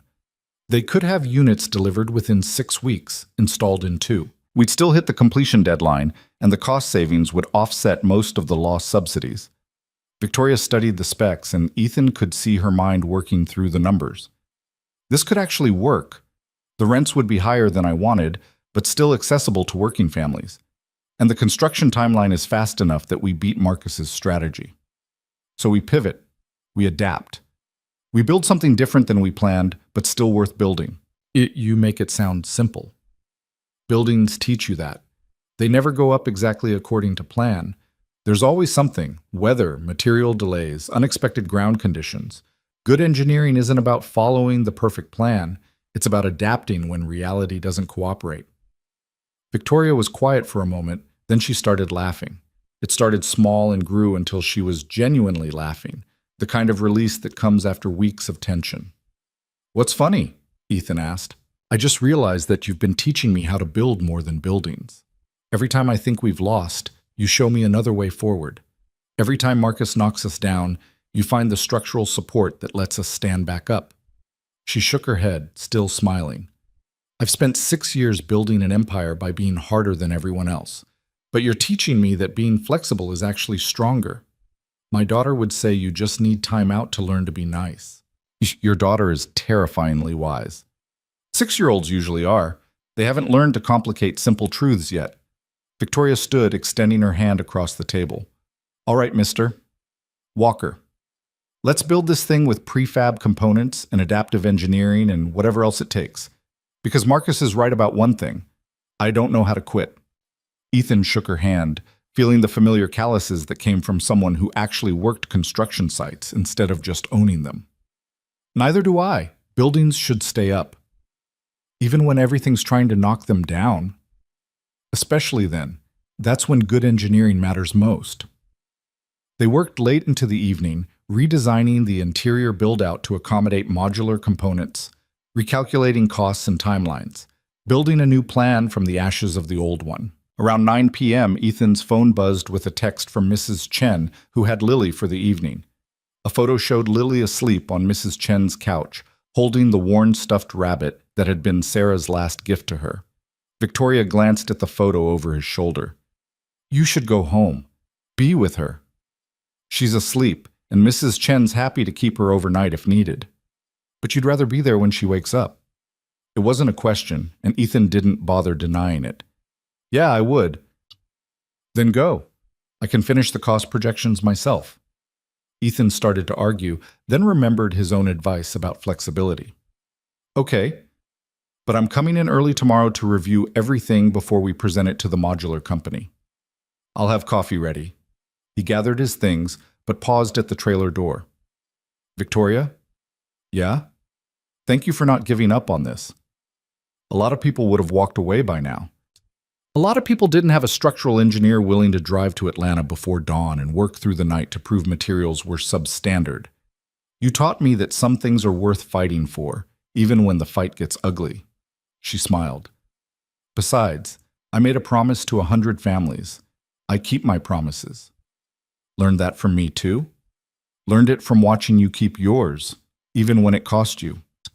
Ethan drove home through the quiet Charleston streets, thinking about promises and buildings and the strange way Victoria Langford had become part of his life's architecture. When he quietly let himself into Mrs. Chen's house, he found Lily exactly where the photo had shown her, curled up with her rabbit and sleeping with the complete trust of a child who knew she was safe. He carefully lifted her, thanked Mrs. Chen in whispers, and carried Lily to his truck. She stirred just enough to murmur, "Daddy?" before settling back into sleep against his shoulder. "I'm here, Bug," he whispered back. "I'm always here." And as he drove them home, Ethan realized that was the foundation of everything else. Being there, showing up, keeping promises, even when it was hard. Buildings stayed up because someone did the work. Families stayed together because someone chose to stay. And maybe, just maybe, Victoria was learning the same lesson.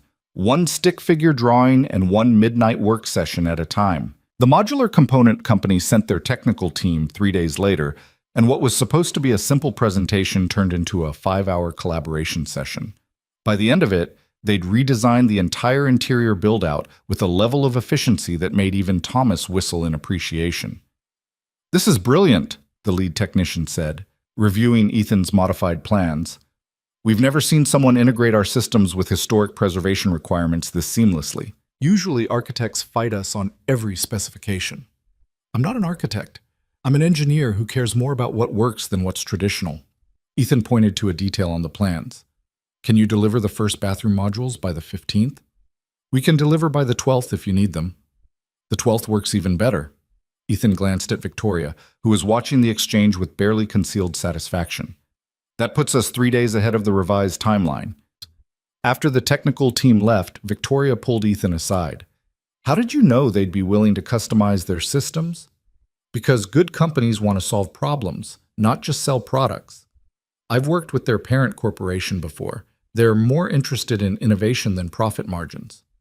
Ethan closed his laptop, checking his watch. 1:50 an hour and 15 minutes before pickup. The real question is whether Marcus is going to let us install these systems without finding some new way to interfere. He's been quiet for 2 weeks. That worries me more than his attacks did. Me too. Men like Marcus don't just give up. Victoria's phone rang, and her expression darkened as she looked at the caller ID. "Speaking of Marcus," she answered on speaker. "What do you want, Marcus?" "I want to make you an offer, Victoria." Marcus's voice was smooth, almost friendly. "I'm prepared to purchase the Concord Street property for $12 million. That's a $4 million profit for you, and you can walk away from this nightmare project with your reputation intact." "My reputation is fine, thanks, and the property's not for sale." "Think about it carefully. You've spent millions already on a project that's hemorrhaging money. The subsidies are gone, your timeline is shot, and you're betting everything on experimental construction methods that might not work. Take the profit and move on." "The methods aren't experimental, they're innovative, and the timeline is exactly where it needs to be." Victoria's voice could have cut steel. "But I appreciate the offer. It's good to know you're desperate enough to overpay for property you spent 6 months trying to sabotage. I'm trying to save you from yourself." "No, you're trying to save yourself from losing. There's a difference." Victoria smiled at Ethan. "My answer is no, Marcus. Now, if you'll excuse me, I have a building to finish." She hung up, and Ethan raised his eyebrows. $12 million? That's a generous offer for someone who's been trying to destroy you. It's a desperate offer. He knows we're about to win, and he's trying to buy his way out of losing.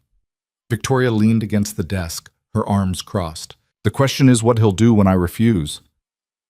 The answer came 48 hours later, and it was worse than either of them imagined. Ethan was reviewing electrical schematics when Thomas burst into the trailer, his face pale. "We've got a problem, a big one." "How big?" Ethan was already standing, grabbing his hard hat. "Investor meeting big. Victoria's financing partners are threatening to pull their backing unless she replaces you as the structural engineer." Ethan's stomach dropped. "On what grounds?" They received an anonymous report claiming your innovative methods are experimental and high risk. The report includes detailed technical analysis suggesting the modular components won't integrate properly with the historic structure and that the entire building could fail inspection. Thomas handed him a printed document. It's very convincing. It quotes structural engineering journals and cites specific code violations. Ethan scanned the report, his engineer's mind immediately recognizing the sophisticated manipulation. Someone with real technical knowledge had written this, not Marcus himself, but definitely someone Marcus had hired. The allegations were just plausible enough to scare investors who didn't understand the actual engineering. This is fake. Every citation is taken out of context or misapplied to our situation. I know that. Victoria knows that. But the investors don't, and they're spooked. They want an emergency meeting this afternoon at 4 p.m., an hour and a half after school pickup. Ethan felt the familiar pull of competing obligations, the impossible choice between professional crisis and personal promise. Where's Victoria? Already at her office preparing for the meeting. She told me to tell you not to come, that she'll handle the investors herself. Like hell she will. Ethan was already packing his laptop. This report attacks my engineering specifically. I'm the only one who can refute it properly. Ethan, it's at 4. You can't. I know when it is, Thomas. I'll figure it out. He called Mrs. Chen from his truck, explained the emergency, and felt a familiar guilt when she immediately agreed to get Lily from school. Then he called Victoria. You don't have to come to this meeting, she said before he could speak. I can handle the investors. With what? You're brilliant at business, Victoria, but this report is technical engineering. They're using specialized language specifically because they know you can't refute it as effectively as I can. So we'll bring in another engineer to verify your work, which takes time we don't have. The meeting's in 3 hours. I can be there in 2. Ethan was already calculating the drive time to Victoria's downtown office. This is my work they're attacking. I'm not letting you defend it alone. What about Lily? Mrs. Chen's getting her from school. It's handled. Victoria was quiet for a moment. You're choosing the meeting over picking up your daughter.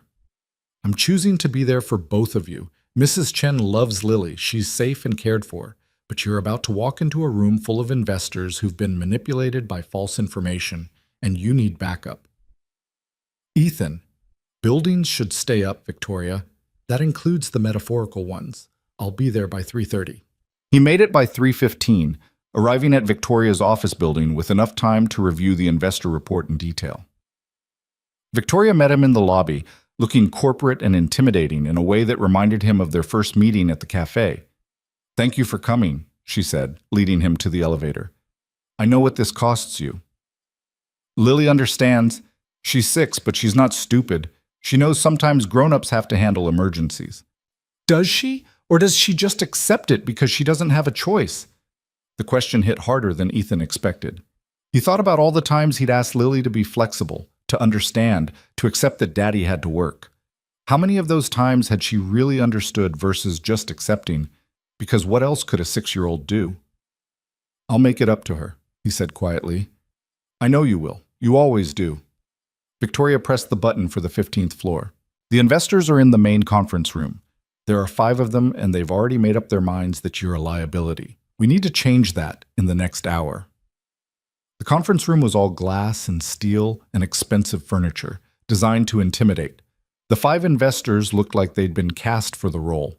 3 men and 2 women, all in their 50s or 60s, all wearing the kind of watches that cost more than Ethan's truck. They barely glanced at him when he entered. Victoria made introductions with professional efficiency.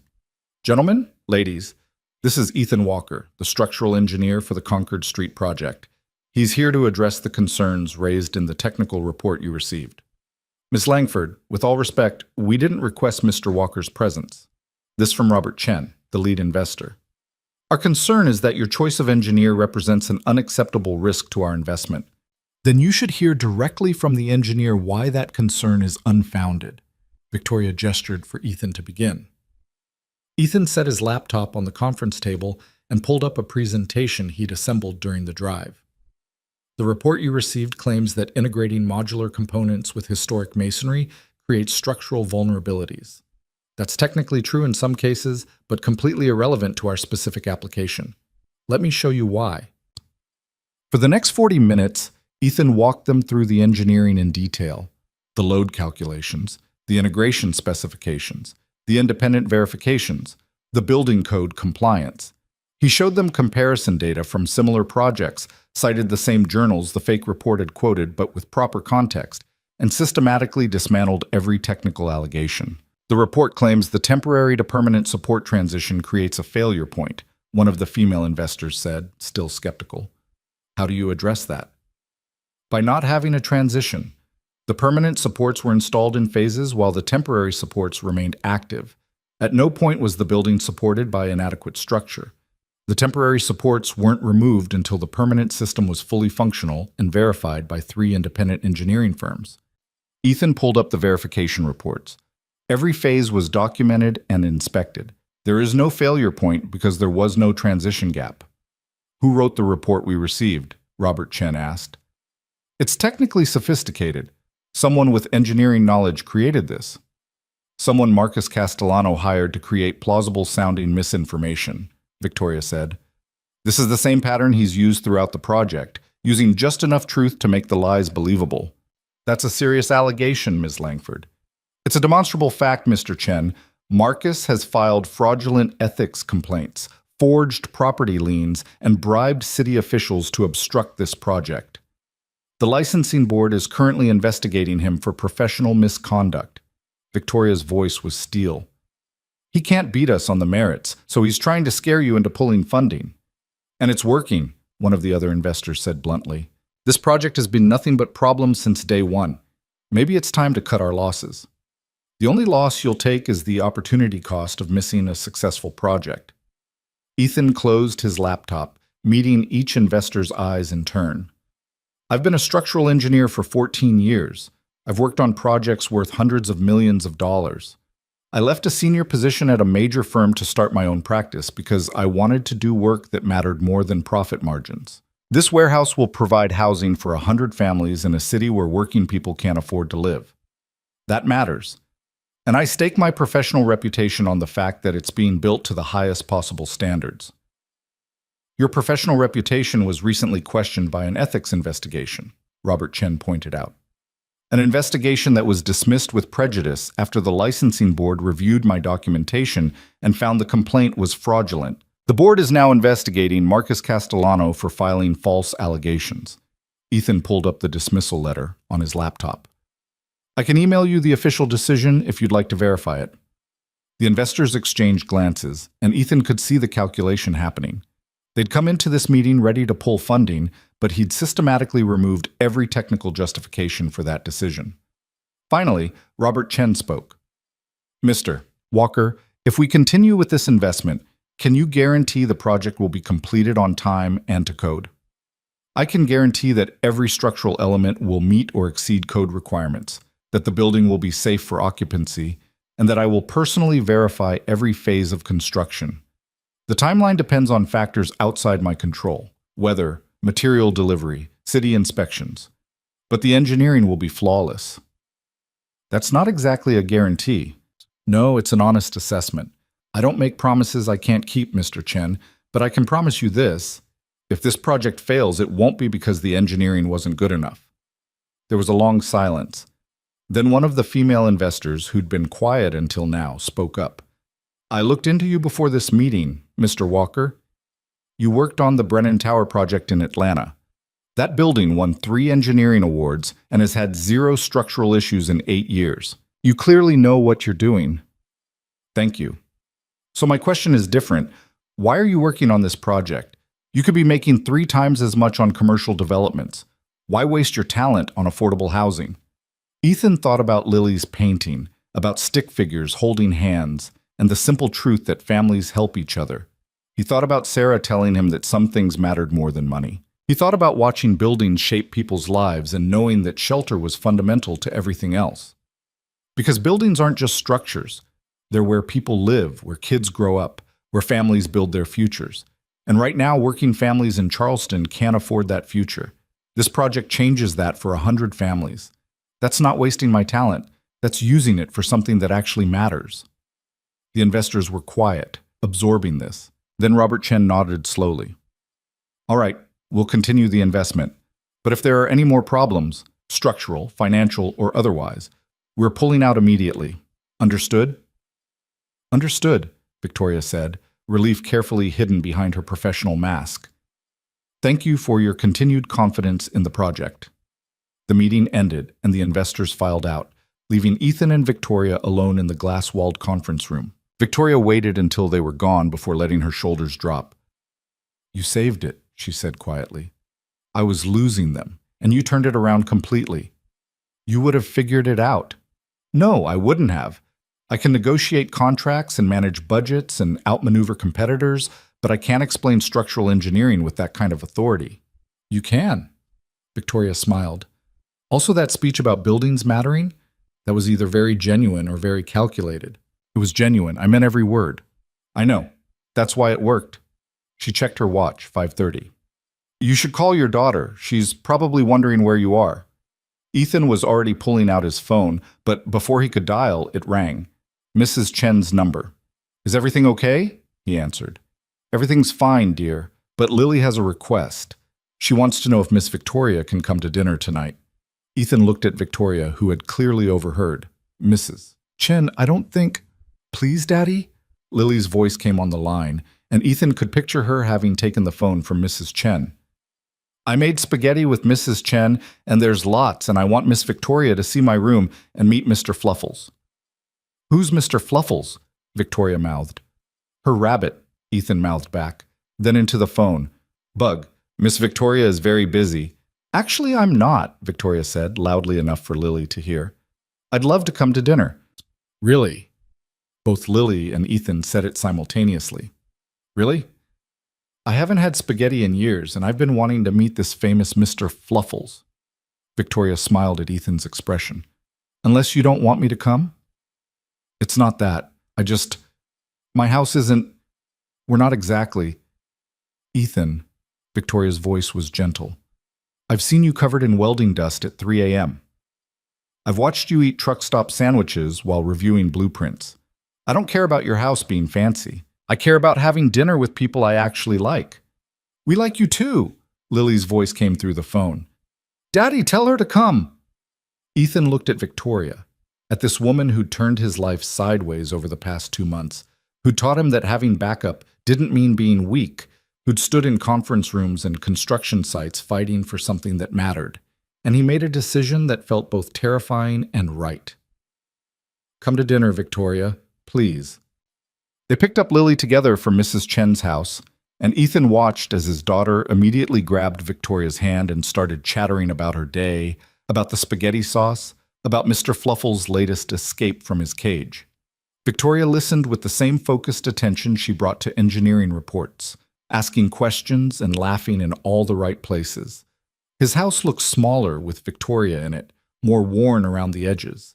But she didn't seem to notice or care. She complimented Lily's artwork on the refrigerator, admired the fairy lights strung across the living room, and listened seriously as Lily explained the complex social structure of the stuffed animals arranged on her bed. Dinner was chaotic in the way dinners with 6-year-olds always were. Spaghetti sauce on everything, Lily's stories jumping from topic to topic without warning, Mr. Fluffles making a break for freedom and having to be corralled back to his cage. Through it all, Victoria seemed genuinely happy in a way Ethan had never seen her. The corporate armor was completely gone, replaced by someone who laughed at Lily's jokes and didn't mind getting sauce on her expensive blouse.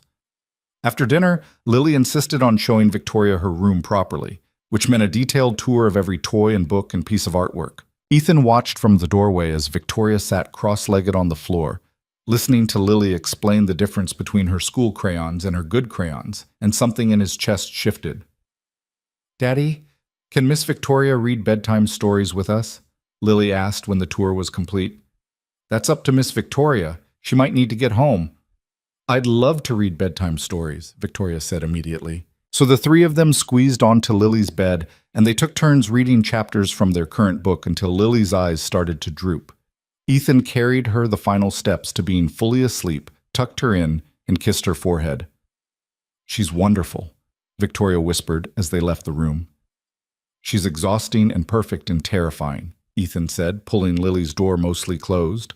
Welcome to single parenthood. They moved to the living room and Ethan poured them both coffee from the pot he'd made earlier. Victoria accepted hers and sat on the couch, looking around at the space that was so fundamentally different from her world. "Thank you for inviting me tonight," she said. "I can't remember the last time I had dinner with a family." "You have family, don't you? Your father is disappointed that I'm wasting my 20s on bleeding heart projects instead of building commercial empires. We have dinner 4 times a year, always at expensive restaurants, always discussing business strategy. There's no spaghetti sauce on the table. There's definitely no stuffed rabbits." Victoria smiled into her coffee. "This was different. This was real. This is my life. It's not glamorous. It's better than glamorous. It's grounded. It's something that matters." She looked at him seriously. "Do you know what I realized tonight? You've built something I don't have, a foundation that isn't about money or power or proving yourself. You've built a home. I built a life with Sarah, and then I rebuilt it after she died. It's not perfect, but it's yours and Lily's, and it's solid in a way my empire isn't." Victoria set down her coffee. "I've been thinking about what you said in the investor meeting, about using your talent for something that matters. I think I've been using my talent for things that don't matter enough. You're building affordable housing. That matters. Now I am. But for 6 years before this project, I built office towers and luxury condos and developments that made me rich without making anyone's life better. I told myself I was proving women could run empires too, but really, I was just building an empire for empire's sake. So change direction. You did it with this project. What if this project is the start of that change? What if instead of going back to commercial development after the warehouse is done, I keep doing projects like this? Affordable housing, community development, buildings that actually serve people instead of just generating profit." Ethan studied her face, seeing the vulnerability beneath the question. "You'd make less money. I'd make enough money, and I'd make a difference. That's starting to feel more important." Victoria met his eyes. "You've been teaching me that all along, haven't you? That the strongest structures aren't the biggest or most expensive. They're the ones built with integrity for people who need them. I've been teaching you structural engineering. The life philosophy came free. It's good philosophy, better than what my father taught me." She paused, then said quietly, "Lily asked me earlier if I was going to be her new mom." Ethan's coffee cup stopped halfway to his mouth. "She what?" "When you were in the kitchen cleaning up, she asked very seriously if I was going to marry you and be her new mom." Victoria's smile was soft. "I told her that grown-ups have to figure these things out slowly, but that I very much liked being her friend." "I'm sorry, she shouldn't have. 6-year-olds don't understand boundaries." "Ethan." Victoria waited until he stopped apologizing. She wasn't out of line. She was honest. Kids are like that. They see something and they name it before adults figure out how to dance around it. And what did she see? That you and I work well together, that I make you smile, that you make me want to be better than I am. Victoria set down her coffee and moved closer. That maybe we're building something here that's about more than just a warehouse project. Ethan's heart was pounding in a way that had nothing to do with structural engineering. "Victoria, I know this is complicated. I know you have Lily to think about, and I know you're still grieving Sarah, and I know I'm probably the last person you expected to care about this way. But I do care. Somewhere between you saving my building at midnight and teaching me that flexibility is strength, I started caring a lot."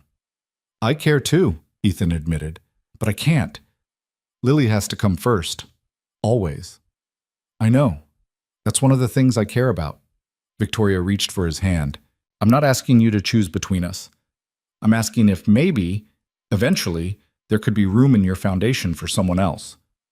Not to replace Sarah, no one could do that, but to be part of what you're building going forward." Ethan looked down at their hands, at the way Victoria's fingers fit between his, at the calluses they both had from different kinds of work that ultimately served the same purpose, building things that lasted. "I don't know how to do this," he said honestly. "I've been alone with Lily for 3 years. I don't know how to let someone else in. Then we figure it out together, slowly, like good engineering, one structural element at a time, testing as we go, making sure the foundation can support the weight." You're using building metaphors now. "You're a terrible influence." Ethan laughed and some of the tension broke. "Okay, We can try, but slowly. And Lily's comfort comes first. Agreed. No pressure, no timeline, just seeing what we can build together. They sat in comfortable silence for a while, drinking coffee and not talking about the fact that they were holding hands like teenagers. Eventually, Victoria glanced at her watch and sighed. I should go. It's late and you have early pickup tomorrow. Early everything tomorrow. The modular units arrive at 7 a.m. I'll be there at 6:30 with coffee. Victoria stood and Ethan walked her to the door. She paused on the threshold, looking back at him. Thank you for tonight, for letting me see this part of your life. Thank you for wanting to see it. She kissed his cheek, quick and soft, and then she was gone, her taillights disappearing down the quiet street. Ethan stood in the doorway for a long moment, processing the evening, the conversation, the way his life seemed to be shifting in directions he hadn't planned but somehow felt right. He checked on Lily one more time before bed and found her awake, watching him from under the covers. I saw Miss Victoria kiss you, she said matter-of-factly. You're supposed to be asleep, bug. I was mostly asleep, but then I heard you talking. Lily sat up, serious in the way only 6-year-olds could be. Do you like Miss Victoria the way you liked Mommy? Ethan sat on the edge of her bed, choosing his words carefully. I like Miss Victoria a lot. She's smart and kind and she makes me laugh. But it's different from how I loved your mom. Does that make sense? Like how I love Mr. Fluffles, but it's different from how I love you? Exactly like that. Different kinds of love for different people. Lily considered this. Would it be okay if I loved Miss Victoria too? Not like Mommy, but like family? Bug? That would be more than okay. That would be wonderful. Good, because I already do. She reads funny voices when she does the characters, and she didn't even care when I got spaghetti sauce on her fancy shirt. Lily lay back down, satisfied. I think Mommy would like her. The comment hit Ethan square in the chest. What makes you say that? Because Mommy always said we should find people who make us better, and Miss Victoria makes you smile more. That's better. Ethan kissed his daughter's forehead, overwhelmed by her wisdom and her generosity and her capacity to make room in her heart for new people without forgetting the old ones. You're pretty smart, Bug. I know, it's genetic. She yawned, already drifting back to sleep. Love you, Daddy. Love you too, Bug. More than buildings. More than buildings that don't fall down. Even more than that. The modular units arrived exactly on schedule, and the installation went flawlessly. Over the next 3 weeks, the warehouse transformed from a construction site into something that looked like actual housing. The prefab bathrooms fit perfectly. The kitchen assemblies integrated seamlessly with the historic structure, and every inspection passed without issue. Marcus made one last attempt to interfere, showing up with a news crew to protest the dangerous experimental construction methods. But the protest backfired spectacularly when Thomas gave the reporters a tour of the building and let them interview the families who'd already been selected for tenancy. The story that aired focused on innovative, affordable housing solutions rather than safety concerns, and Marcus disappeared from the project entirely after that. The final inspection happened on a Friday in late June, with the city's chief building inspector conducting a comprehensive review of every system. Ethan walked him through the structure, answered technical questions, and provided documentation for every specification. When the inspector finally signed off on the certificate of occupancy, Thomas actually hugged Ethan hard enough to lift him off the ground. We did it, Thomas said, his voice rough with emotion. We actually pulled it off. We did, Ethan agreed. Against all odds, and Marcus's best efforts. Victoria had been in meetings all morning, but she arrived just as the inspector was leaving. She took one look at their faces and knew. We passed? We passed, Ethan confirmed. The building is officially approved for occupancy. 100 units of affordable housing completed on time and under budget. Victoria closed her eyes for a moment, and when she opened them, there were tears threatening to spill. I need to call the families. They've been waiting months for this news. Call them, Ethan said. Tell them they're coming home. That evening, Victoria organized an impromptu celebration at the warehouse. The first families came to see their new homes, and Ethan watched as parents walked through units with tears in their eyes, as kids ran through rooms that would be theirs, as people who'd been priced out of Charleston found space to rebuild their lives. Lily had insisted on coming, and she'd made a welcome banner that read, "Buildings should stay up," in crayon letters. She'd hung it in the main lobby, and when Victoria saw it, she laughed so hard she had to sit down. "Out of the mouths of babes," she said, ruffling Lily's hair. "That should be our company motto." "You have a company?" Lily asked. "I do. But I've been thinking about starting a new one. One that only builds things that matter, like this warehouse. Can Daddy work with you? He's really good at making buildings stay up." Victoria glanced at Ethan over Lily's head, something hopeful in her expression. "I was actually hoping to talk to your dad about exactly that." Later, after the families had left and Lily was asleep in the car, Victoria and Ethan sat on the front steps of the warehouse, looking at the building they'd saved together. "I meant what I told Lily," Victoria said. "I want to start a new development company focused exclusively on affordable housing and community projects.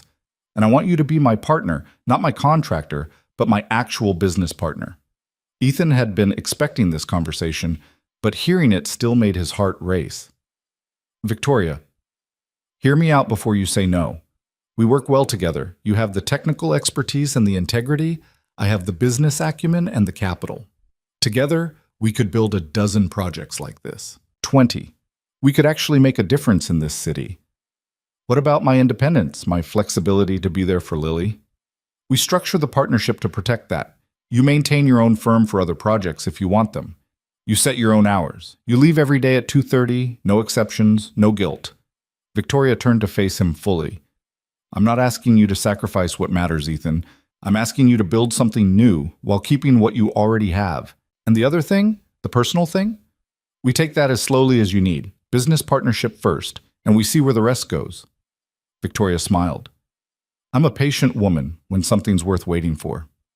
Ethan looked at the warehouse, at the lights now glowing in windows that would soon frame family dinners and homework sessions and all the ordinary moments that made houses into homes.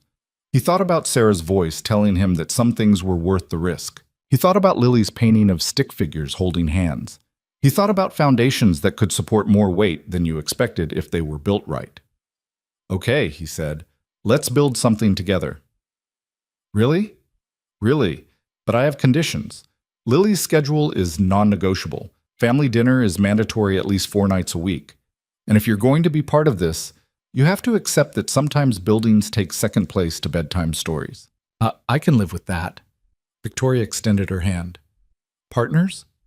Ethan shook it, then pulled her into a hug that felt like coming home to something he hadn't known he was looking for. Partners. 3 months later, Langford Walker Development opened its doors with a mission statement about building communities instead of just buildings.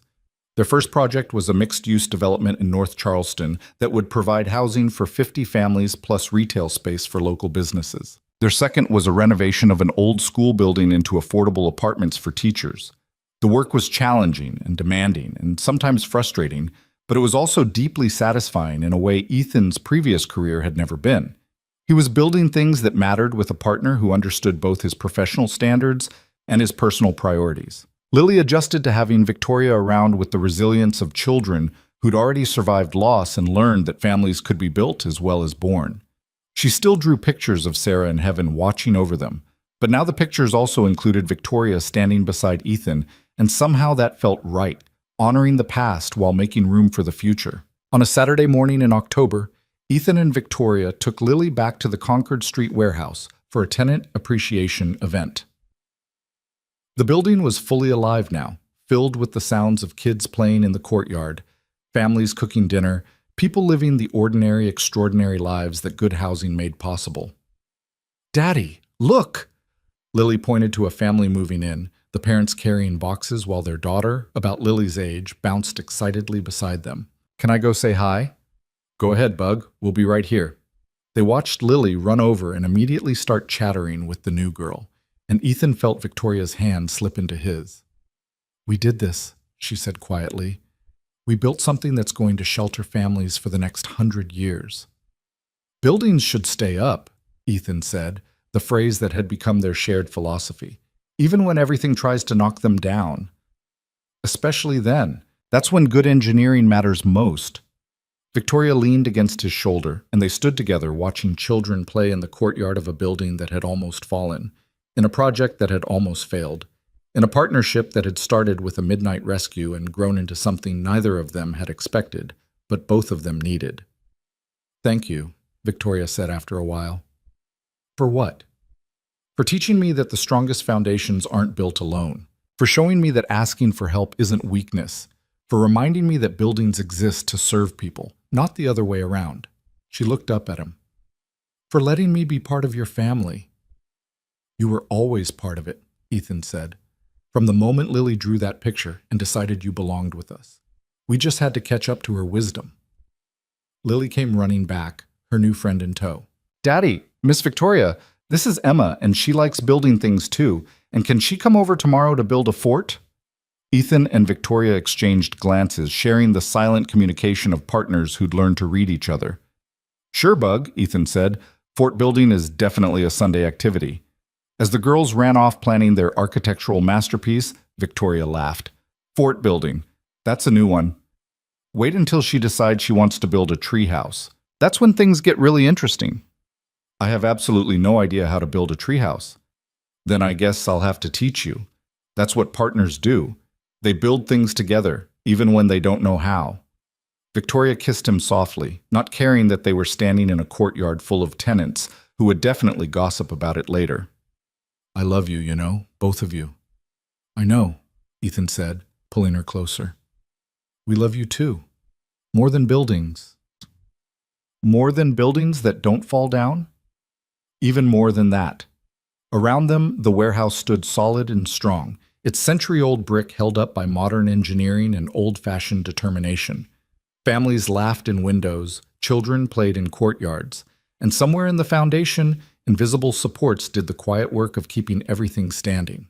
It wasn't the building Ethan had originally planned to save that midnight when he'd broken into the construction site. It wasn't the project Victoria had thought she'd bought when she outbid Marcus Castellano, but it was exactly what both of them needed: proof that with the right foundation, even the most damaged structures could be saved, and even the loneliest people could find home.